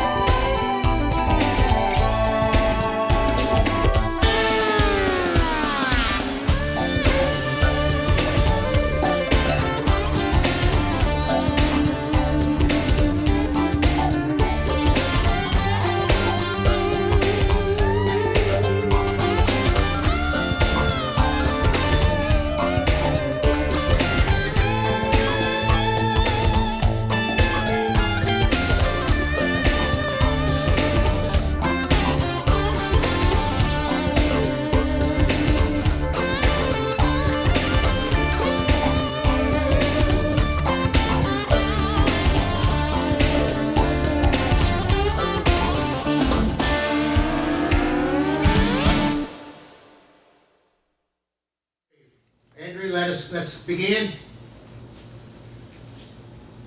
Everybody ready? I think we're still on mute. Cameron, can you get us off mute or land? You're good, Judge. You're good. Oh, you're good? Okay. All right. Good afternoon, everyone. This is the Franklin County Fiscal Court video teleconference meeting for July 22nd, 2022. This is our voting session. Clerk, call the roll. Squire Sebastian. Here. Squire Blackburn. Present. Squire Muller. Present. Squire Tracy. Here. Squire Booth. Present. Squire Moore. Here. Judge Wells. Here. The first item on the agenda is authorization for approval of minutes from our special meeting of June 27th, 2022. So moved. Second. Call the roll. Squire Sebastian. Yes. Squire Blackburn. Yes. Squire Muller. Yes. Squire Tracy. Yes. Squire Booth. Yes. Squire Moore. Yes, we need to do the pledge. We did that We in did the the work pledge. session. You were still sleeping, Squire. Yeah, you were. Mark got on, okay. Okay. Okay, you're a yes from Judge Wells. Yes. The next item is authorization for approval of minutes from our special meeting of June 29th, 2022. So moved. Second. Call the roll. Squire Sebastian. Yes. Squire Blackburn. Yes. Squire Muller. Yes. Squire Tracy. Yes. Squire Booth. Yes. Squire Moore. Yeah. Judge Wells. Yes. Next item is authorization for approval of minutes from our regular meeting of June 30th, 2022. So moved. Second. Call the roll. Squire Sebastian. Yes. Squire Blackburn. Yes. Squire Muller. Yes. Squire Tracy. Yes. Squire Booth. Yes. Squire Moore. Yeah. Judge Wells. Yes. Next item is authorization to approve the county clerk's amended 2022 annual order setting maximum amount for deputies and assistants. So moved. Second. Call the roll. Squire Sebastian. Yes. Squire Blackburn. Yes. Squire Muller. Yes. Squire Tracy. Yes. Squire Booth. Yes. Squire Moore. Yes. Judge Wells. Yes. Next item is authorization to receive report of the auditor of public accountants agreed upon procedures engagement of the Franklin County Sheriff for the period January 1st, 2021 through December 31st, 2021. So moved. Second. Call the roll. Who was my I don't second? know. Okay. Squire Sebastian. Yes. Squire Blackburn. Yes. Squire Muller. Want to thank Sheriff's Department for an excellent job again this year. Yes. Squire Tracy. Yes. Squire Booth. Yes. Squire Moore. Yes. Judge Wells. Yes. Next item is authorization to declare a duty weapon as surplus for the purpose of purchase for a retiring deputy sheriff, Shane Weber. So moved. Second. Call the roll. Squire Sebastian. Yes. Squire Blackburn. Yes. Squire Muller. Yes. Squire Tracy. I'd like to thank Deputy Weber for his service. Yes. Squire Booth. Thank Deputy Weber for his service too. Yes. Squire Moore. Yes. Judge Wells. Yes, and Shane, you have been a dedicated worker for the Franklin County Fiscal Court and for all the citizens in our community, and you've gone through several different jobs. And you've been outstanding, and we wish you all the best in your retirement. And once again, thank you for your service. The next item is The next item is authorization to declare firearms as surplus for the purpose of trade-in towards No, you new mean firearms. Vehicles. No, So just moved. firearms. Second. Ready. Oh, I Okay, see. we had a Sorry. motion and a second. Call the roll. Squire Sebastian. Yes. Squire Blackburn. Yes. Squire Muller. Yes. Squire Tracy. Yes. Squire Booth. Yes. Squire Moore. Yes. Judge Wells. Yes. Next item is authorization to declare vehicles as surplus for the purpose of trade-in toward new police vehicles. So moved. So Second. moved. All right, did you get that? Okay, call the roll. Squire Sebastian. Yes. Squire Blackburn. Yes. Squire Muller. Yes. Squire Tracy. Squire Booth. Yes. Squire Moore. Yes. Judge Wells. Yes. The next item is the first reading of an ordinance amending the operation of county fiscal court, chapter 30, administrative code, personnel administration, section .055, methods for filing vacancies, or for filling vacancies, pardon me. Section .099, compensation plan, section .100, classification of employees, and add a section for county-issued property to employees of the Franklin County Code of Ordinances. This vote will be taken on August the 12th. The next item, also, this is the first reading And you, should I read that, Tamara? That, and then go to this part? This is the, Oh, that goes to the next one, sorry. okay, I'm sorry. I apologize. This way it's written here is kind of confusing. This is the first reading of an ordinance amending the table of special ordinances, section 1, zoning map changes of the Franklin County Code of Ordinances for a 49.96 acre property identified as PVA map number 082-00-00-016.04, located at 3730 Peaks Mill Road, from Rural Residential District RR to Agricultural District AG. This vote will be on August 12th meeting. The next item, and this, how do you just read it and then say that court? However you all want to do this. Okay, we're going to table this next item, and we're going to request that a video transcript of the Planning Commission meetings of May 12th and June 9th be given to the Fiscal Court members as soon as possible. So the item was authorization to approve a resolution to accept and approve the recommendation of denial related to rezoning of property located at 690 Duncan Road, identified as a portion of tract number 1, 84.058 acres, a portion of PVA map number 087-00-00-031.00, and a portion of tract number 2, 1.331 acres, plus or minus a portion of PVA map number 087-00-00-031.01 from Agricultural District AG to Industrial General District IG. And this has been tabled, and we are asking that the transcripts via video be given to the court. Do you want to take an official vote on that? I think it would be a good idea, yes. Okay, so the authorization to do that. So moved. Second? Call the roll. Scar Sebastian? Yes. Scar Blackburn? Yes. Scar Muller? Yes. Scar Tracy? Yes. Scar Booth? To table, yes. No. To get the transcripts. Oh, to get the transcripts. Yes. Excuse me, yes. Okay. Scar Moore? Yes. Judge Wells? Yes. Okay, the next item is authorization to change the position of planner from part-time to full-time in the planning and zoning department. So moved. Second. Call the roll. Scar Sebastian? Yes. Scar Blackburn? Yes. Scar Muller? Yes. Scar Tracy? Yes. Scar Booth? Yes, Scar Moore? Yes. Judge Wells? Yes. The next item is authorization for approval of change order number 1, an increase in contract amount of $9,000 for the Gregory Woods Road Bridge construction. So moved. Second? Call the roll.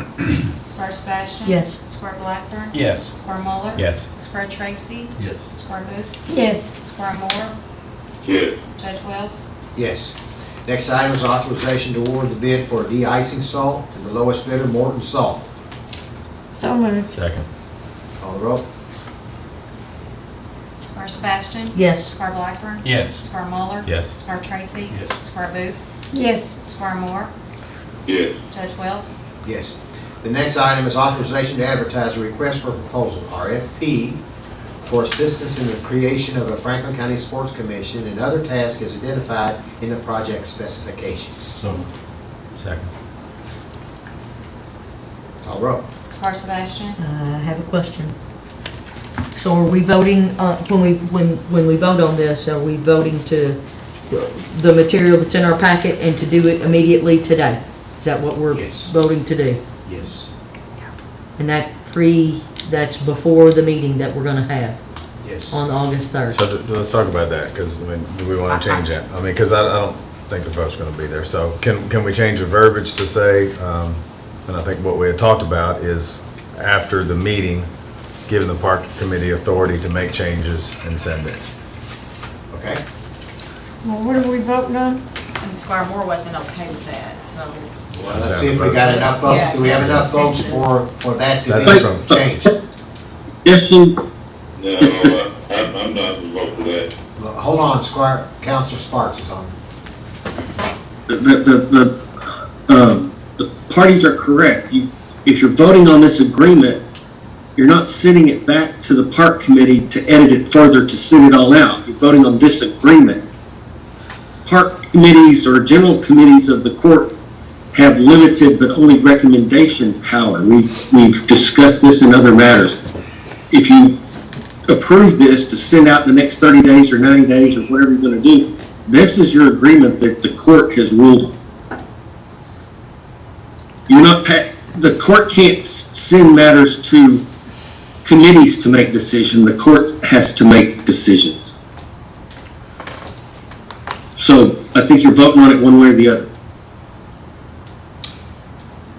Yeah, but the committee could make recommendations to bring back to the court. I think that's what was being said, that the committee would make the recommendations to bring back to the court for the August 12th meeting to... I did understand that to be the case, Judge, and if that's the case, that's fine. But then you're not voting on it either way. You're sending it back to committee to evaluate, and you're getting back to the same purpose when it's all said and done. All right. So if you're voting on this agreement, you're voting on this agreement. If you're doing something else to send it to somebody else for further information, you're not voting on those. You're right. The proposal that was on here was to have the park committee make changes and then send it on if there were any changes. I think that's what it was. Yeah. Right? Can I ask a question? Yeah. I don't know who's voting how. Can we vote on this, and if it goes negative, can we bring it back on the 12th after that meeting? Yeah. We need, Why don't we just table it till the 12th? we have a motion on the table. We can But somebody can withdraw the we can motion. withdraw the motion. So, I'd like to see what happens on the 3rd. I want to see this move forward, but I'd like to see what happens on the 3rd. See, Scotty, To you inform made it. the motion. Because it's going to Yep. give them, You withdraw it. you won't. No, because I look at it like, if you agree with the master plan, you voted on the master plan, you accepted the master plan, the groundwork's laid out for what you should do. All this does is just kick it further down the road. It's what it does. The 3rd is going to allow us to put ourselves in a position to ask whatever professionals turn this in. That's going to allow us to come up with detailed questions to ask them. Does that make sense? That's what that's going to do. It's going to give us questions. It's going to give us information that we gather from these groups. No, you're And asking then for a we can ask proposal. them. Right, but we don't have to accept it. Okay, they've got to turn it in. Okay. You know, what happens if we don't get anybody to turn it in? We don't know. So I just think it's for informational purposes is how. well, let's do this. Let's vote on it. And if it passes, okay. And if it doesn't, then we'll bring it back up on the 12th. All right. Is that fair enough? Okay. All right, call the roll. Squire Sebastian. I want to see the plan move forward. I'm going to vote yes. Squire Blackburn. Yes. Squire Muller. Yes. Squire Tracy. Yes. Squire Booth. No. Squire Moore. No. Judge Wells. I'm voting no, but I'm not voting against the plan. I just think we're out in front. I do think that there's a lot of questions that are out there that are unanswered. A lot, as everybody at this table agrees, that we don't know so much. And we don't know what the city's gonna do. We don't know how the process is to be done. I think August the 3rd, when we have this meeting with the city and have the representatives from Paducah who are in the middle of this process, that would be so enlightening on what are the things that we should do. We want to hear from them and then we can move forward. So my vote is not so much against the RFP, but against doing it until we get more information. So that's my vote. So am I. All right, the next item on the agenda, but that does pass though, don't it? Yes. We have 4, so Yes. we're already moving forward. Okay. So the next item on the agenda is authorization to approve a resolution authorizing the county judge to execute an executive memorandum of understanding with the city of Frankfort for the use of the Justice Assistance Grant Funds. So moved. Second. Call the roll. Squire Sebastian. Yes. Squire Blackburn. Yes. Squire Muller. Yes. Squire Tracy. Yes. Squire Booth. Yes. Squire Moore.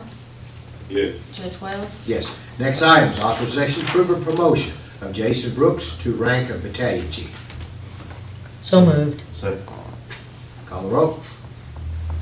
Scar Sebastian? Yes. Scar Blackburn? Yes. Scar Muller? Yes. Scar Tracy? Yes. Scar Booth? Yes. Scar Moore? Yes. Judge Wells? Yes, and congratulations, Chief Brooks. Next item is authorization to approve a promotion of Garrett Turner to the rank of engineer. So moved. Second. Did I miss one? Do you have Sean Marks? Yes, he's, I apologize, Sean Marks. Okay, but that's your rank of captain. Sorry, I just skipped on down. Authorization to approve promotion of Sean Mertz to rank of captain. So Second. Second. Call the roll. Scar Sebastian? Yes. Scar Blackburn? Yes. Scar Muller? Yes. Scar Tracy? Yes. Scar Booth? Yes. Scar Moore? Yes. Judge Wells? Yes, and I apologize, Captain Mertz. Didn't mean to skip you, but Captain Mertz, congratulations. The next item is authorization to approve promotion of Garrett Turner to rank of engineer. So moved. Second. Call the roll. Scar Sebastian? Yes. Scar Blackburn? I had him in my class years ago, and I watched him progress through school and how he's been on there such a short time and been promoted. I think he's a great asset for our community, and I'm proud to vote yes. Scar Muller? Yes. Scar Tracy? Yes. Scar Booth? Yes. Scar Moore? Yes. Judge Wells? Yes, and congratulations, engineer. It doesn't flow as easy, No, does it's it? not as easy Yeah, to I say was that. waiting to see what you're gonna do on that one. All right, this is very, very proud moment this is an authorization to hire Kate McCain as Deputy County Treasurer. So moved. Second. All right, call the roll. Scar Sebastian? Yes. Scar Blackburn? Yes. Scar Muller? Want to thank her to the county and happy to have her, yes. Scar Tracy? Yes. Scar Booth? Yes. Scar Moore? I think she'll be a great asset to our county. She's got some big shoes to fill, yes. Judge Wells? Amen to that, and obviously I'm gonna vote yes, but I wanna say thank you to the Fiscal Court. We went through a process of interviewing all of the candidates. It was, as you could see, there were all outstanding candidates, and we were grateful and honored that so many people were interested, and with the qualities that they brought was excellent. This particular person was fantastic, and we are excited as we can be to have her here to be trained and to understand the processes that this important position entails with our wonderful and, sorry to say, departing Susan Lawrence. So with that being said, Kate McCain, welcome aboard, and we congratulate you and look forward to working with you in just a week or two. So, yes. The next item is authorization to approve a resolution declaring the official intent of the County of Franklin, Kentucky with respect to reimbursement of temporary advances made for capital expenditures to be made from subsequent borrowings. So moved. So. Call the roll. Scar Sebastian? Yes. Scar Blackburn? Yes. Scar Muller? Yes. Scar Tracy? Yes. Scar Booth? Yes. Scar Moore? Yes. Judge Wells? Yes.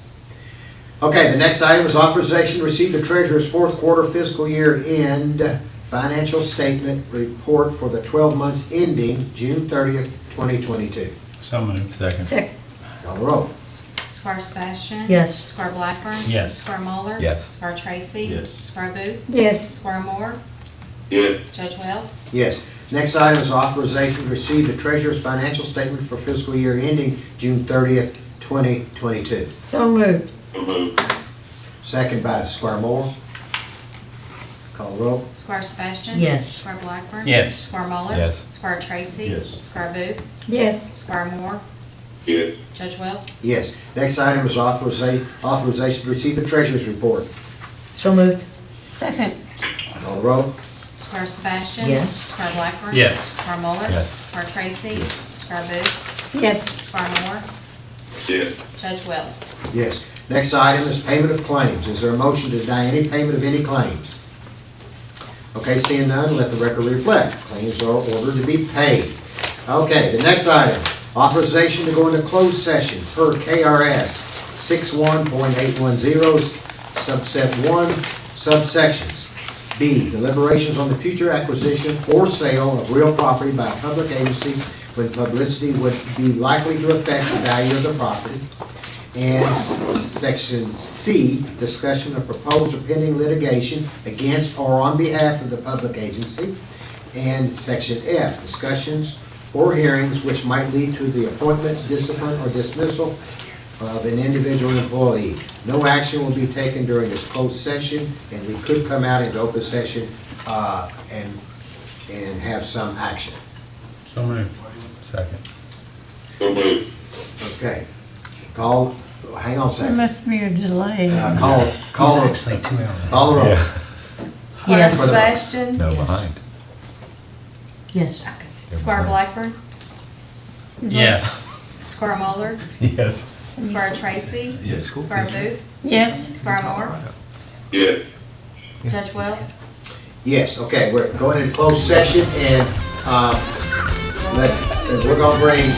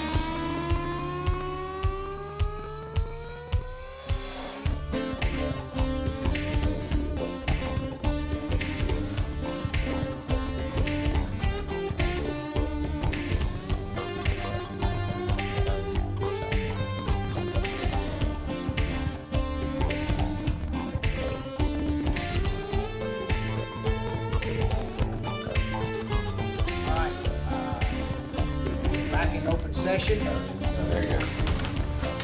We're back in open session.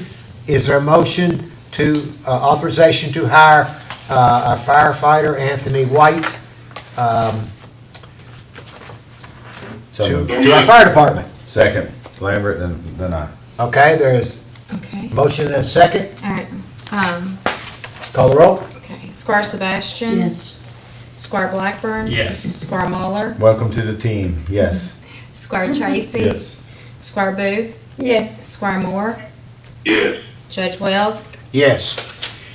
And is there a motion to adjourn? So moved. All right. That's- Squire Moore, you enjoy your lunch. Well, all right, call the roll. Squire Sebastian. Yes. Squire Blackburn. Yes. Squire Muller. Good meeting, guys, thanks, yes. Squire Tracy. Yes. Squire Booth. Yes, that's a Squire big Moore. yes. Squire Moore. Judge Wells. Yes, thanks everybody for watching. We appreciate everybody being here. God bless. We're adjourned. Thank you. Thank you, Lambert.